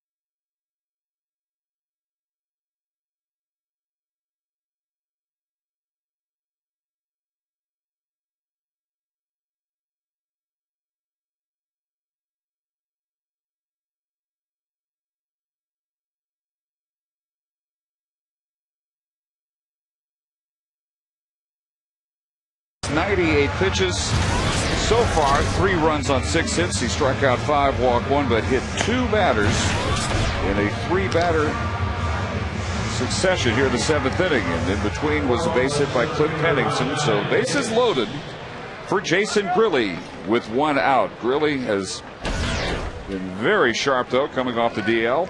He's allowed a run in only 1 of his last 5 appearances. Activated August 22nd.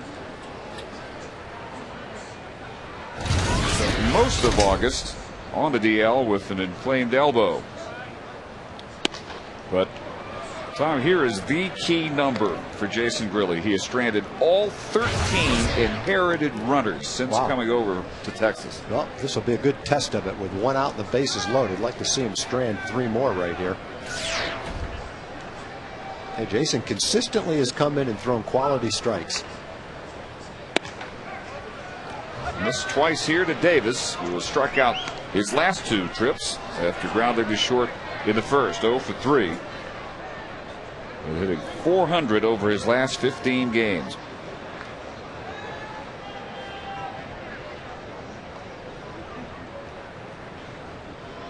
And Grilly needing a strike here. Gets one. Davis 146 through his first 26 games. Since then, 336. And at the moment, hitting .307.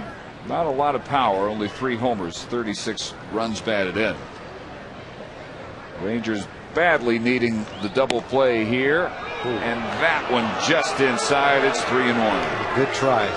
Good tailing fastball, two-seam fastball. Tried for the inside corner, trying to jam him. But that is quite a bit inside. From our side angle, it didn't appear that it was quite that far inside, but it definitely was.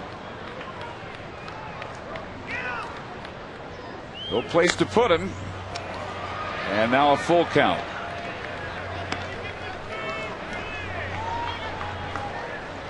Davis keeps the inning going. Ryan Sweeney next. RBI double, scored one of the 3 Oakland runs in the 6th.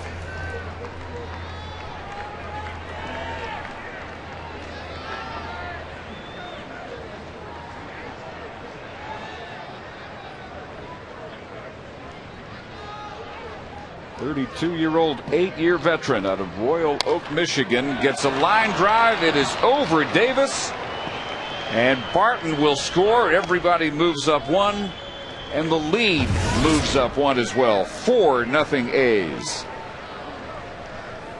And the first time as a Ranger, Jason Grilly has allowed an inherited runner to score.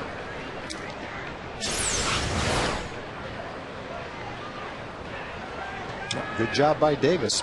He's been hot, hitting almost .350 since the All-Star break.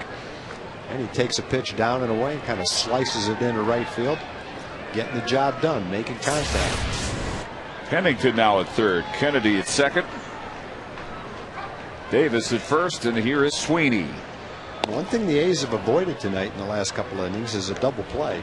There's been plenty of opportunities for it, but they just haven't hit the ground ball for the Rangers to turn it.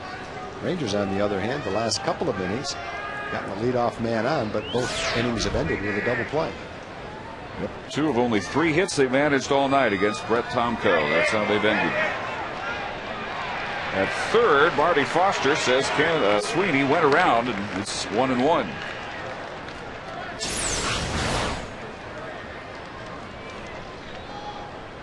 Probably did. The only Ranger hits. Cruz's 2-out double in the second. Rodriguez then struck out. Murphy's leadoff single in the 5th. Pudge hit into a double play. Davis's leadoff single last inning. Bourbon hit into a double play. So the few chances they have had have all pretty much ended the same way. Brett Tomko, the ultimate journeyman, 36-year-old right-hander, the oldest starting pitcher for Oakland by almost 5 years. At 36 years, 132 days on a very young staff. Out pitching the hottest pitcher in the American League, Scott Feldman, knocked out after 6 1/3 innings here in the 7th. And now 4 runs on his ledger after giving up only 1 in his previous 4 starts.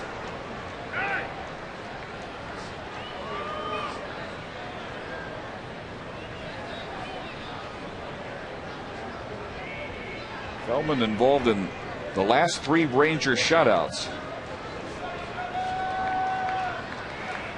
And had one going through 5 tonight. Down the line, but that one will slice just foul. It remains 2-2 to Sweeney.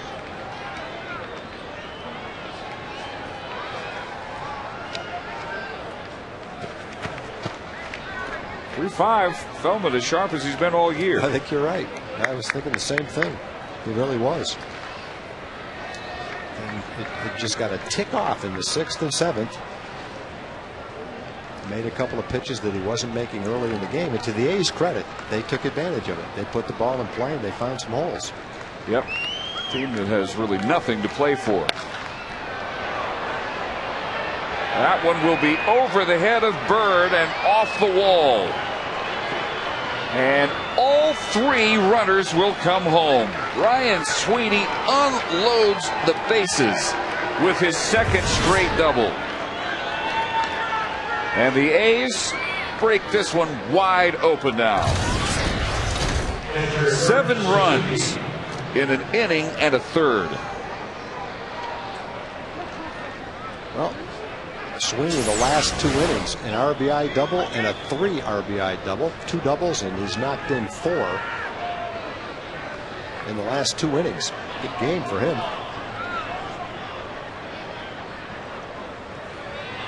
Marlon Byrd,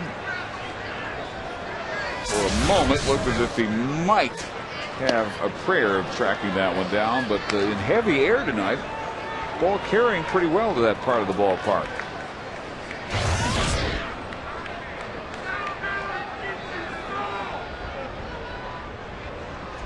The last run is Grilly's, Rajai Davis. But the first 3 here in the 7th, and of course the 3 in the 6th, are all Scott Feldman's. So 6 runs in 6 and a third, and the 2-hit batsmen really end up causing disaster for him. He only hit 6 men all year, and he hit 2 in a 3-batter stretch. Barton and Kennedy both back in the Oakland dugout with 2 of these 4 7th-inning runs. 2-1 to Suzuki. He had an RBI double in the 6th after grounding out and striking out.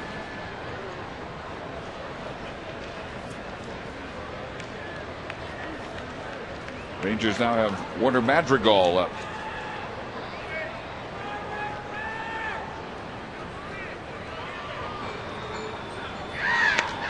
And for Feldman, the most runs he has allowed since July 29th against the Tigers. By far his worst outing of the season. Only went 2 1/3, allowed 10 hits, 6 earned runs in that one, which ended up a 13-5 Detroit win. 8 starts since then. Vizquel for out number 2.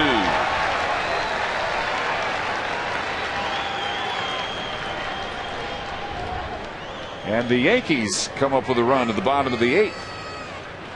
Darren Oliver now on in relief of Jared Weaver. Rangers started this game 6 games behind the Angels. They badly need for the Yankees to hold on to that one, so they can stay 6 back. The Red Sox are idle, getting ready to host the Angels. First of 3 tomorrow. John Lackey against Dice K. And the margin in the wild card, barring a huge Ranger comeback here, will go to 4.5 for Boston over Texas. And now excellent chance that the Rangers at least will lose no more ground to the Angels in the West, as the Yankees can bring Mariano Rivera out to protect that 1-run lead. Although the Yankees still have runners on the corners with 2 outs, and Cano at the plate against Oliver. Jack Cust, the 8th batter this inning. Second straight inning for the A's to send 8 to the plate. That'll be the minimum here in the 7th. It's 1 ball and 1 strike. Cust has struck out, bounced to the mound, and walked. Now 2 balls and a strike. 20 pitches for Grilly, 11 of them strikes.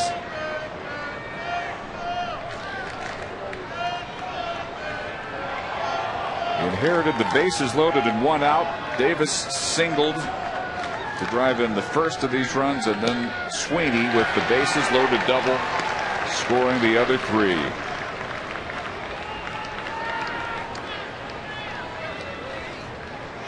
Scott Feldman had never lost to the A's.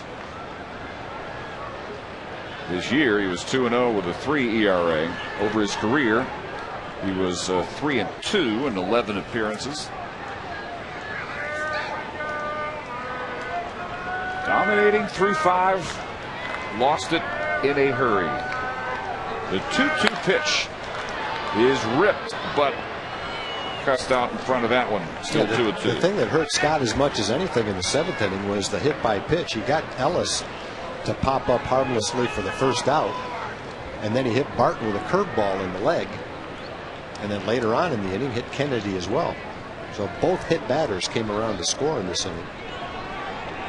Yankees have added another run, now up 5-3. Still batting in the bottom of the 8th. And now Nick Swisher at the plate. He homered off Weaver earlier. And Grilly hoping he had the outside corner there. Instead it's 3-2.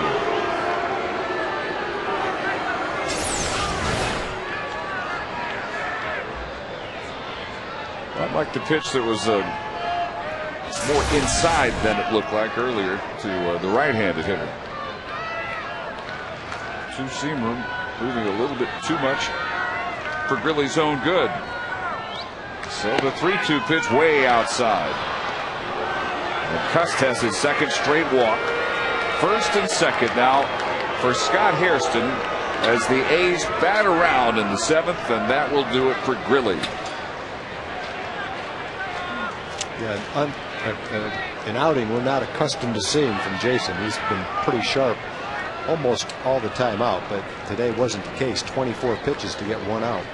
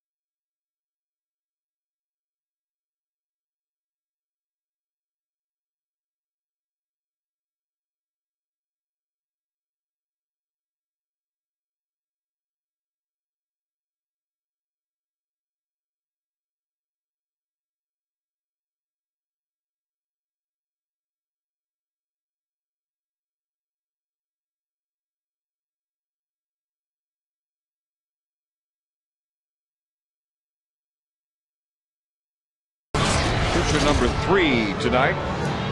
Pitcher number 3 in the inning. On to make in his 5th different stint with the Rangers, his 12th appearance overall. 844 earned run average in 10 2/3 innings. 10 runs on 13 hits. Mostly because of control issues, he has walked 11 and struck out only 4.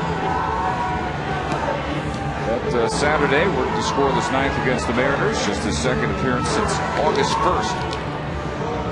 Dave, they say baseball is an unpredictable game, and I think through 5 innings it would have been tough to predict the 6th and 7th inning, don't you?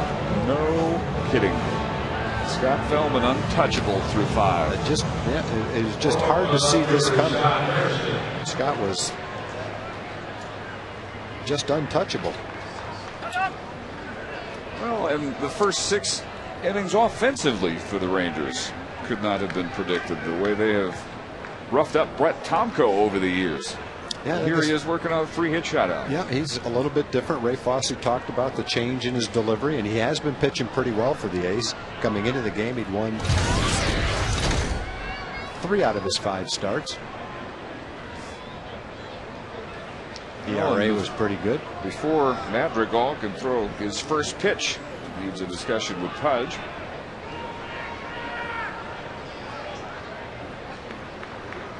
Blue Jays Tigers have moved to the 10th. Detroit tied it with 3 in the 9th. They are 5-5 and 5-3. Yankees with a 2-run bottom of the 8th right after the Angels had tied that one, that makeup game in the Bronx. And strike 1 to Scott Hairston, who until the 6th had the only Oakland hit, the only Oakland base runner through the first 5 innings, a 2-out double in the 2nd. Since then, he's bounced to the mound and fly to center.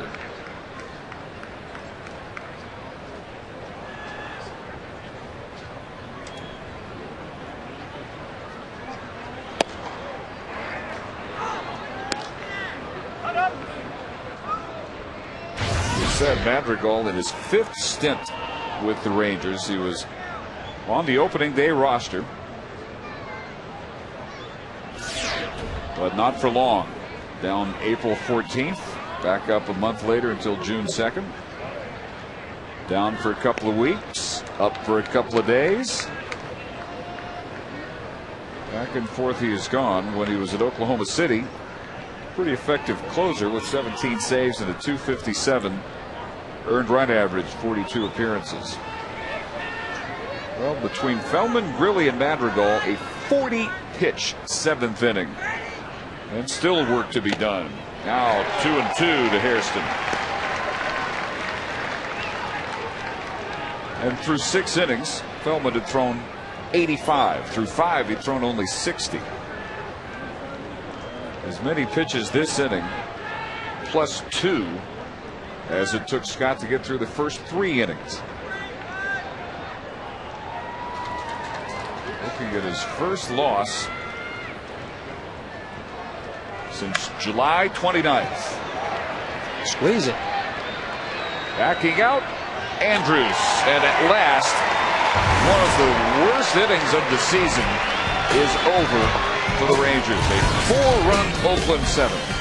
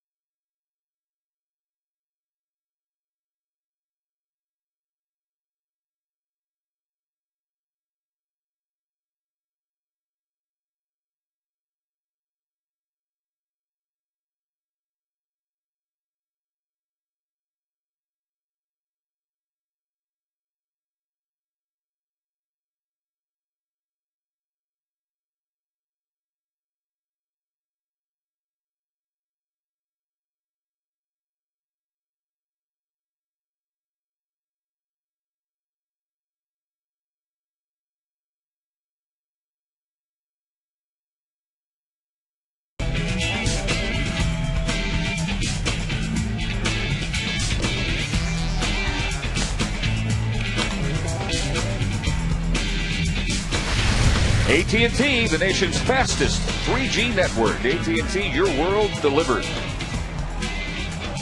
And now time for the Rangers to deliver, if they have anything in them at all. Bottom of the 7th, 7-0 Oakland. Brett Tomko. One batter over the minimum. He has allowed a double in the second to Cruz. Leadoff singles to Murphy and Davis. The last 2 innings, but bailed out in each case by double plays. Andrus, Kinsler, and Bird here in the Rangers 7th. Elvis 0 for 2 with his career high 15-game hitting streak, yet to be extended tonight.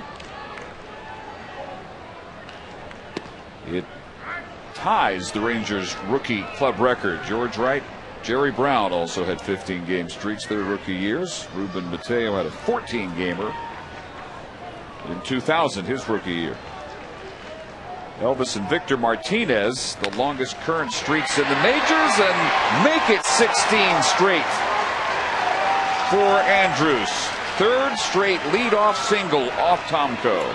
He's just making good solid contact, hitting the ball where it's pitched, getting his base hits, and looking more and more like a solid big leaguer every step of the way. Hard to imagine he just turned 21 years old.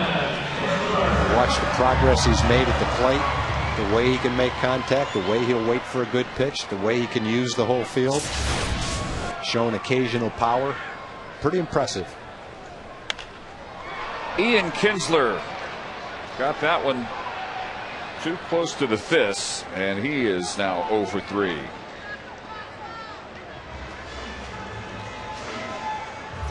Only 81 pitches, 52 strikes, only 28 balls for Tomko.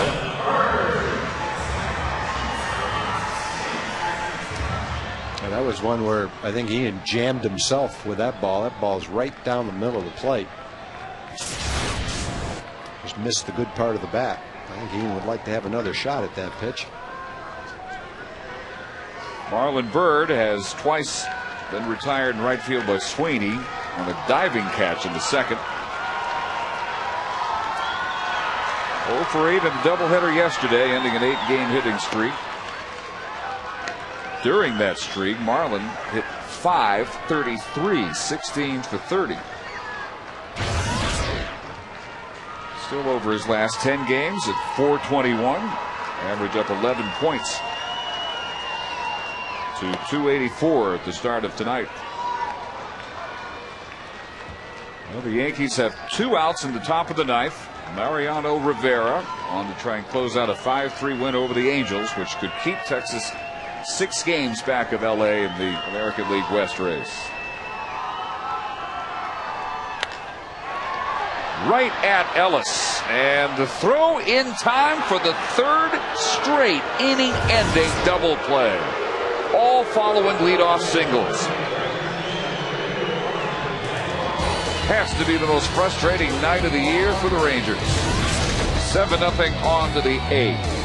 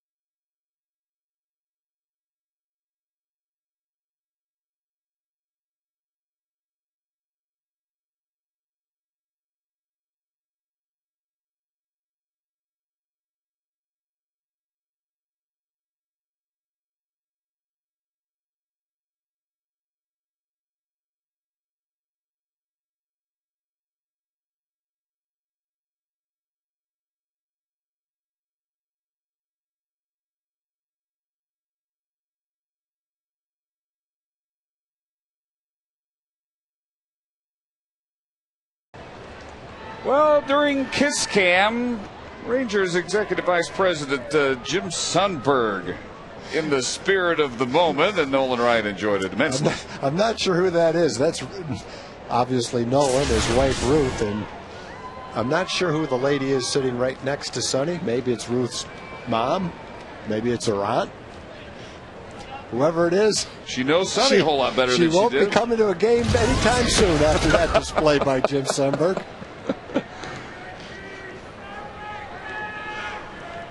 Mark Ellis, Derek Barton, Cliff Pennington in the 8th. Warner Madrigal got the final out of the 4-run 7th. I guess it just boils down to Sonny's never seen a good-looking girl he didn't want to give a smooch to. Nice going, Chuck. Chuck Morgan, the master of scoreboard hijinks. Sonny's talking to somebody that's watching the game right now. There's a strike to Ellis. 0 for 3. 3 pop-ups, all handled by Ian Kinsler.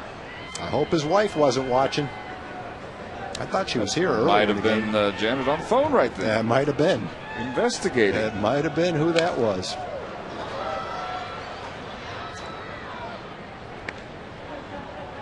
Ellis is the only A yet to reach tonight, as they have seen contributions up and down their lineup. 7 on 8 hits, all the runs in the last 2 innings. All but one of the hits in the last 2 innings.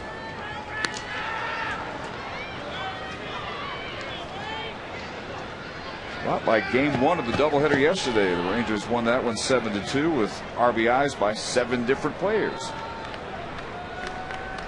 Everybody but Kinsler and Rodriguez.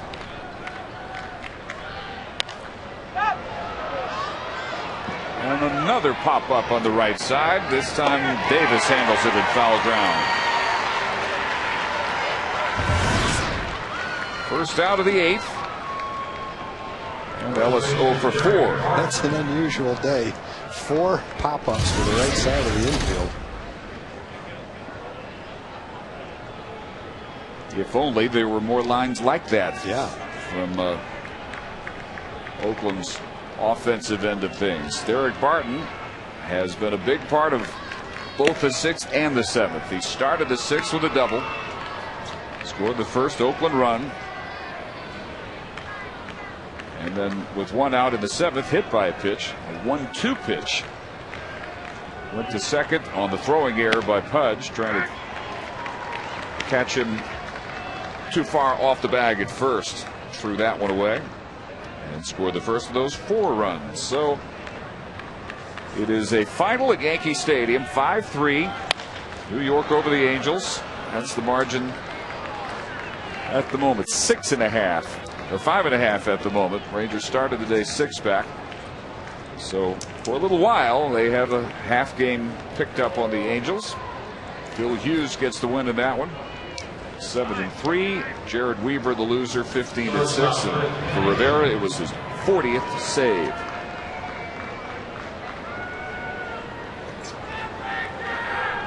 And Barton reaches for Pennington. Barton aboard for the 3rd straight time after beginning his night with a strikeout. Pennington singled and scored in the 7th. First 2 times up, grounded out.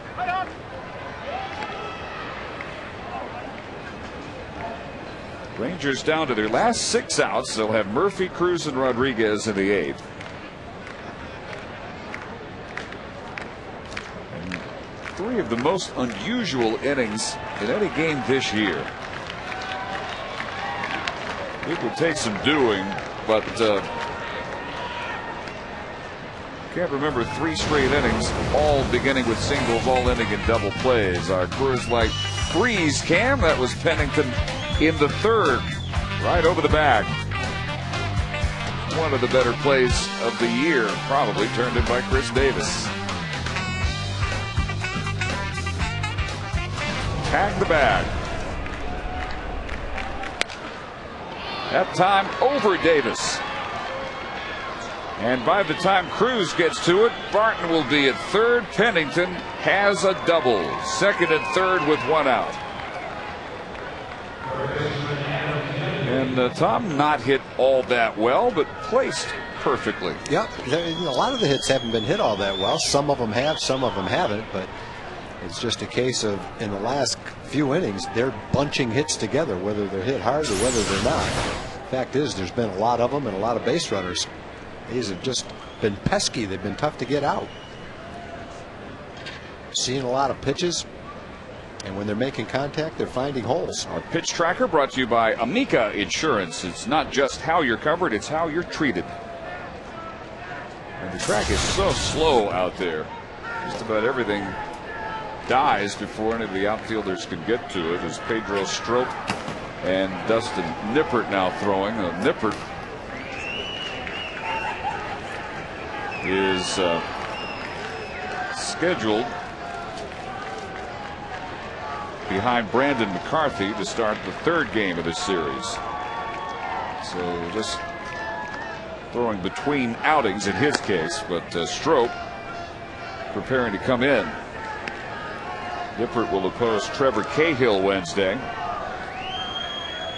But tomorrow, Rangers will need a big outing out of Brandon McCarthy. He'll go against Edgar Gonzalez. Gonzalez is 0-2 with a 4.92 ERA.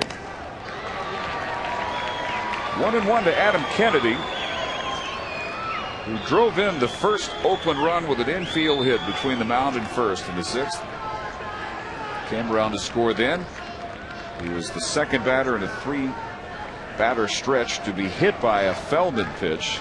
The last pitch Scott threw, as it turned out. And another identical base hit. Just about exactly where Pennington's went. Out at second, though. Cruz nailing Adam Kennedy, trying to turn that one into a double. And for Nelson, his 10th outfield assist of the year. He came in tied for 7th among American League outfielders. That is a logical thing for Kennedy to try to go to second. You don't expect that kind of a throw and to be thrown out. Looked like Rangers might have gotten a call right there. It's close play at second base. We see the slow motion replay. A couple of RBIs for Kennedy and a nice throw from Nelly Cruz to get it out. And I think the Rangers definitely got a break there.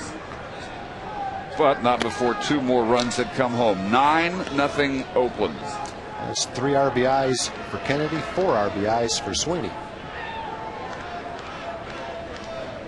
And Davis drove in a run last time out, greeting Jason Grilli.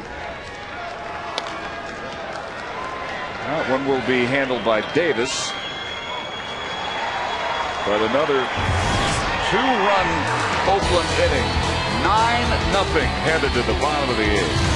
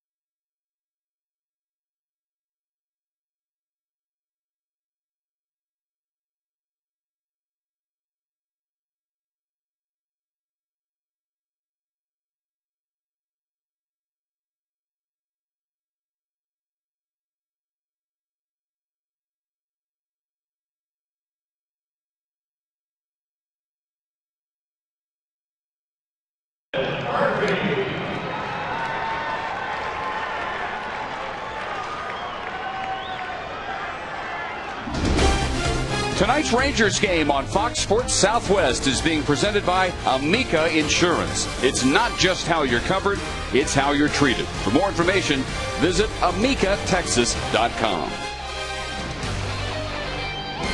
Bottom of the 8th, Dave Barnett and Tom Green, 9-0 Oakland.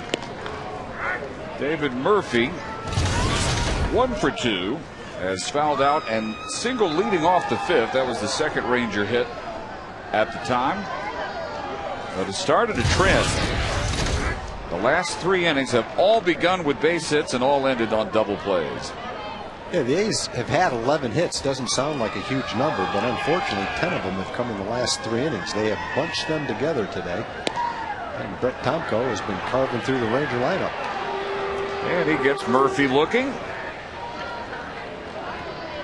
Pretty nice pitch count, too. Yeah, because he has not struck out a lot. That's only his second strikeout. So at 88 pitches, it's the benefit of pitching to so much contact. No walks. The only 4 Ranger base runners have all been on the 4 base hits he's allowed. Murphy, Davis, and Andrews, all with leadoff hits, 5th, 6th, and 7th before those double plays. First Ranger hit, Nelson Cruz's 2-out double in the second.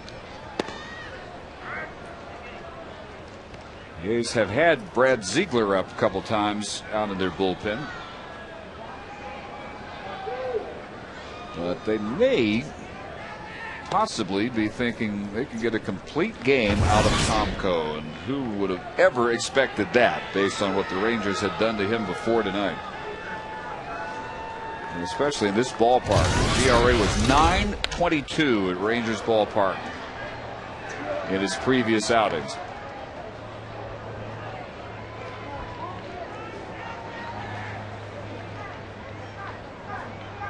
Bob Guerin, the A's manager, I would think you're really thinking complete game because he's had only 1 all year. Toward the hole, gobbled up by Kennedy. 2 out of the 8th. And let's check in with John Radigan. All right, Dave, sitting down here on the Rangers live set. There's lots to ponder about this one. How did Scott Feldman have a 9-pitch 5th inning and then unravel in the 6th? We'll ask our pitcher emeritus, Steve Busby, how that might have happened and what happened to Feldman in that 6th inning. Also pondering if the Rangers had to win the rest of their 20 games, how much more pressure is there on them now for their final 19 games after what appears to be a loss tonight, guys. It's Rangers Live coming up right after the game. All right, we'll look forward. Here's Pudge Rodriguez, 0 for 2, strikeout, double play, first of the 3 consecutive, 6-4-3 in the 5th. Down behind, 0-2 here. The only bright spot of the night, the Angels' loss in their makeup game at Yankee Stadium, 5-3. They now go on for 3 at Boston. Detroit ended up winning 6-5 in extra innings over Toronto, a game they trailed 5-2 into the bottom of the 9th. But Justin Verlander was gone at that point, so he's still at 16 wins, as is Scott Feldman. Well, that looked like a game where Verlander was cruising right along. Well, all of a sudden they popped 5 runs on him in the middle of the game. Tomko, another 1-2-3 inning. He's at 96 pitches. A 4-hit shutout through 8.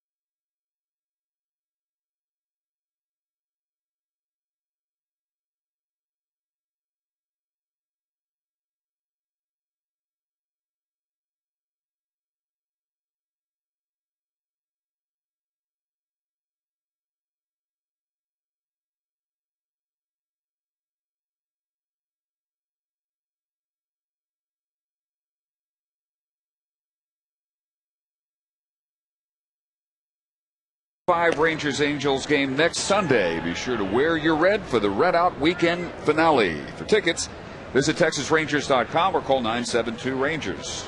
Jack Ingram, in his second North Lawn appearance of the season, always puts on a good show. Seen him a couple times. He is outstanding. Pitcher number 4 for the Rangers, Guillermo Moscoso, the 25-year-old rookie from Maracay, Venezuela. Warner Madrigal went an inning and a third, 2 runs on 3 hits. And on for the 7th time this year, Moscoso acquired in the offseason from the Tigers in the Gerald Laird trade.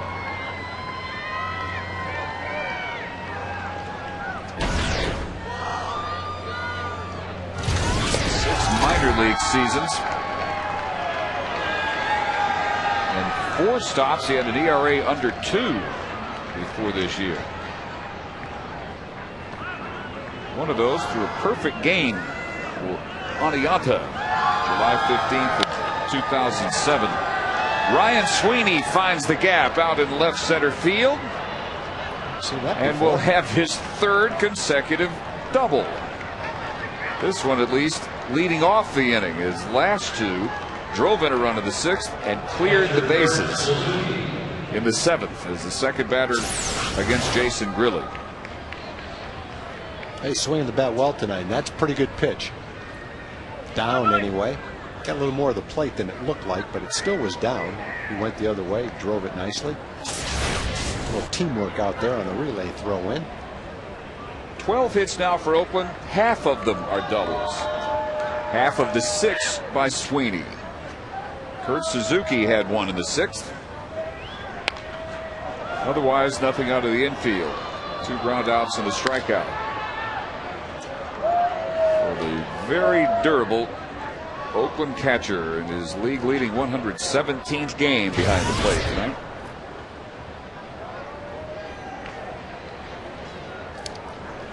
That RBI, his 74th of the year, trying to become only the 2nd catcher ever to lead the A's franchise in RBIs for a year. The first since 1944, when they were in Philadelphia. Frankie Hayes. 1-1.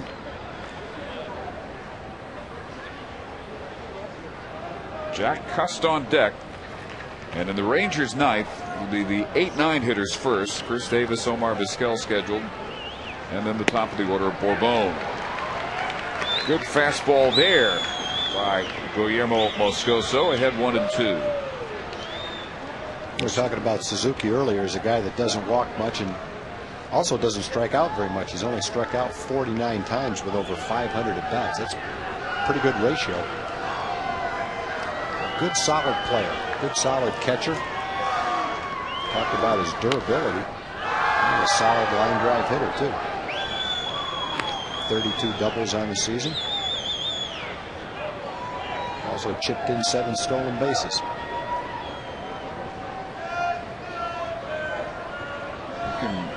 Contribute in a variety of ways.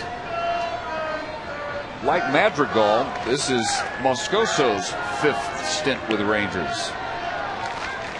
Called up when the rosters expanded on September 1st. And out into shallow right, it'll be Cruz. And there's the first out of the night.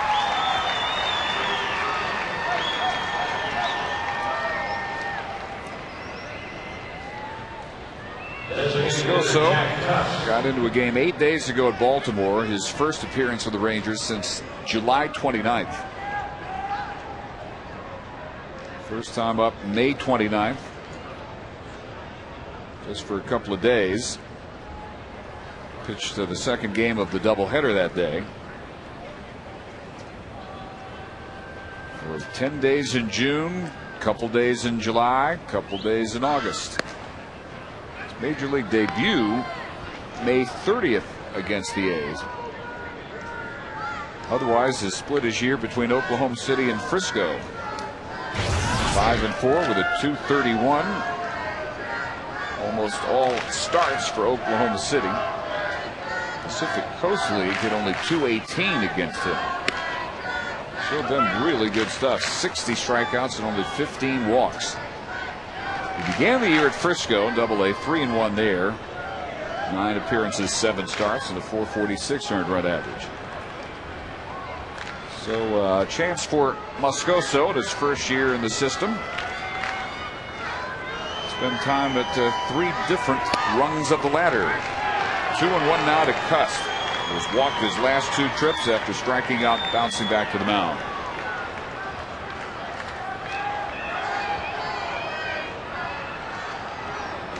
This game was scoreless through 5. Tomko working on a 2-hitter at that point. Scott Feldman a 1-hitter. And the bottom dropped out of nowhere in the 6th. Barton led off with a double. That started a 3-run, 4-hit 6th. 4 more in the 7th. 3 of those off Feldman, 1 off Jason Grilli, first of 3 Ranger relievers.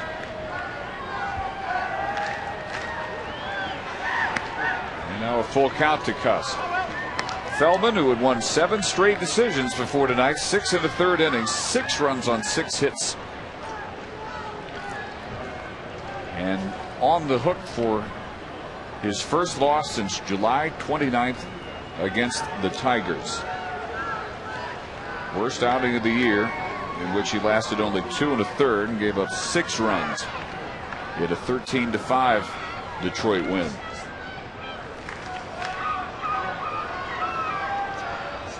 In 8 starts since that game, he had allowed more than 2 runs only twice. And as we've mentioned a couple times, previous 4 starts to this one, only 1 run. Down on strikes. Good breaking ball. Unveiled there by Moscoso for the 2nd out of the night. And he couldn't get it over earlier in the count. He threw him a couple of change-ups, got behind in the count. Then he threw him some fastballs to get back in the count, and then got him with a slider to end it. Good pitch. Cust must have been looking fastball right there. I think Guillermo made a nice pitch on him. So with Moscoso still at 2nd, here's Scott Hairston. He had the only Oakland hit until the 6th. He doubled with 2 outs in the 2nd.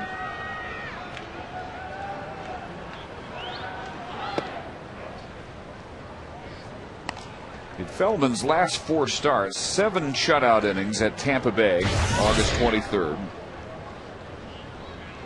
Won that one 4-0. 5 2/3 shutout innings at Minnesota, August 29th. Won that one 3-0. Allowed only 4 hits in both those games.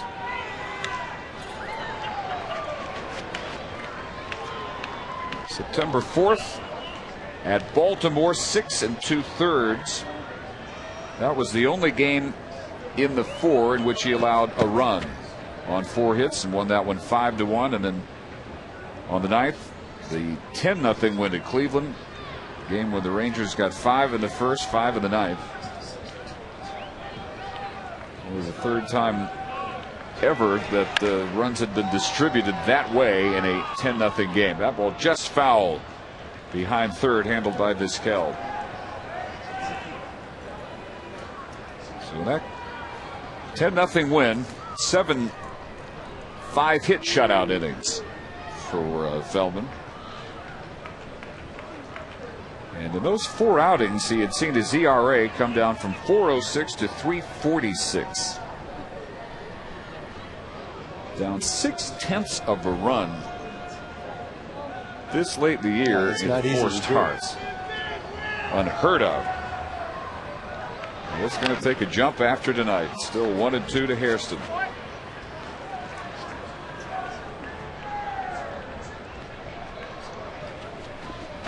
Jason Grilli came on, got only 1 out, allowed a run on 2 hits and a walk. Madrigal an inning and a 3rd, 2 runs on 3 hits. All back-to-back in the 8th by Barton, Pennington, and Kennedy. And now Moscoso trying to work around a leadoff double by Ryan Sweeney here in the night. Sweeney's 3rd straight double. And Hairston with the notion, but holds off 2-2.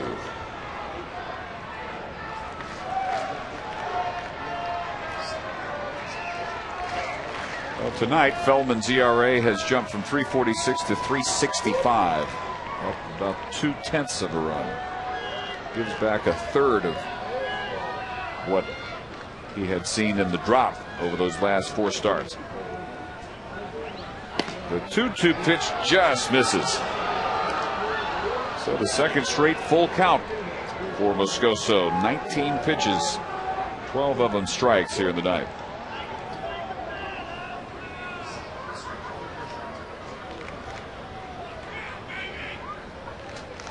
Really unusual start for Oakland out of Tomko. Their starters have thrown the second fewest innings in the league with the 4th highest ERA.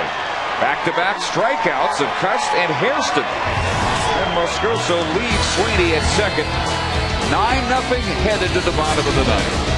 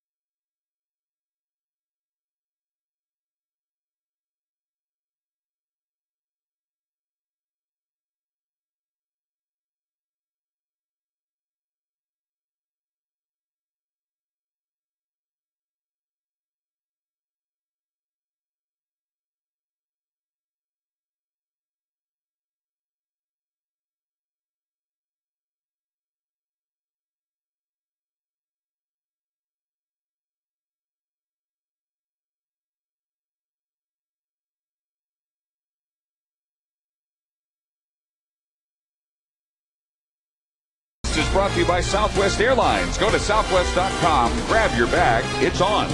By the Progressive Insurance Group. For a money-saving car insurance quote, call 1-800-PROGRESSIVE today. And by the Ford F-150. It's not just a pickup truck, it's a Ford F-150. Well, Brett Tomko out for the 9th inning.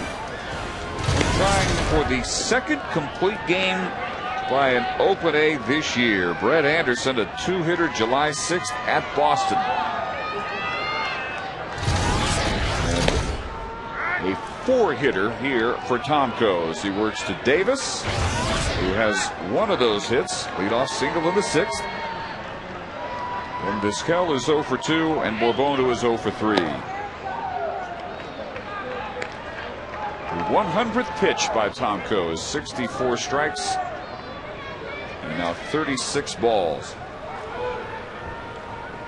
Rangers trying to keep from being shut out for the 9th time this year. It'll be back-to-back. Actually, Tomko's pitching just as effectively as Felix Hernandez did last night. Hasn't struck out quite as many, only 2, but he hasn't walked anybody. Yeah, you expect a result like that if it's Felix Hernandez. You simply don't from Brett Tomko. Hernandez went 7 innings. Tomko's got a chance to go 9 innings right here. And he is going for his 100th career victory. And, you know, it shows you don't have to be overpowering if you make your pitches. And a big league pitcher who goes out there and has impeccable command of all his pitches has a great chance to beat anybody. I think Tomko's showing that tonight. The 2-2 pitch. A full count now. Tomko had given up 5 home runs in his last 2 starts. It's about 11 or 12 innings. He hasn't thrown many pitches that you could hit out of the ballpark tonight. A lot of off-speed pitches, which made that 90-mile-an-hour fastball look more like 95 miles an hour. His 3rd strikeout. A lot of pitchers have gone with the curve and the breaking ball in the dirt over the year to Chris Davis. Tomko taking the complete opposite tack there. And here's Vizquel, who is lined to third and flied to right. Now 1 for his last 19. This is now the highest pitch count for Tomko this year. 2 starts ago, he threw 102 against Seattle. Before that, 100 against the Angels. And now at 106. 1-1 to Omar. He will become the 38th active pitcher with 100 wins. Barton unassisted. And the Rangers down to their final out. Julio Bourbon. For Tomko, 89 of the wins came in his first 10 seasons, 97 through 06. But he's had only 10 wins over the last 3 years combined, as he has bounced from place to place. 2 different minor league stops this year in the Yankees and the A's systems. You have to give Tomko credit for persevering. I think there's a lot of pitchers who have been around as long as he has might not have been willing to spend a couple of stints in the minor leagues in 2 different organizations at this stage of his career, but he's done that, and maybe he's come back better than ever right now. His starting assignments for the A's have gone pretty well. This is his 6th one. He has a chance to go to 4-1.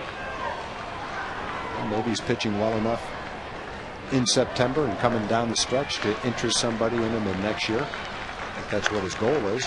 Maybe he's better right now than he has been. Well, Julio Bourbon comes up with the 5th Ranger hit. And now Elvis Andrus, who last time up extended his hitting streak to a Ranger rookie club record 16 straight. Bourbon driving the hanging breaking ball. Rangers haven't seen too many of those tonight. That's for sure. Oakland was the only team in the league with only 1 complete game this year. They've never had fewer than 2. 1997, only 2 complete games for the A's.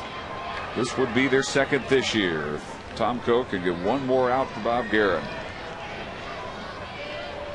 Andrus has also popped to second and grounded to short.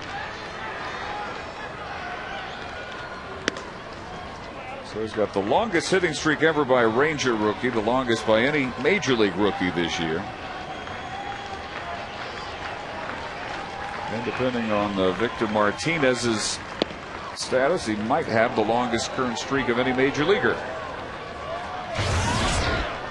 2-0 here. Tomko at 112 pitches, 10 more than any previous outing. No action in their bullpen. They was figuring at some point he'll get the 3rd out, and it will be right here as Pennington gets a stretch by Barton at first, and a 9-0 Oakland win.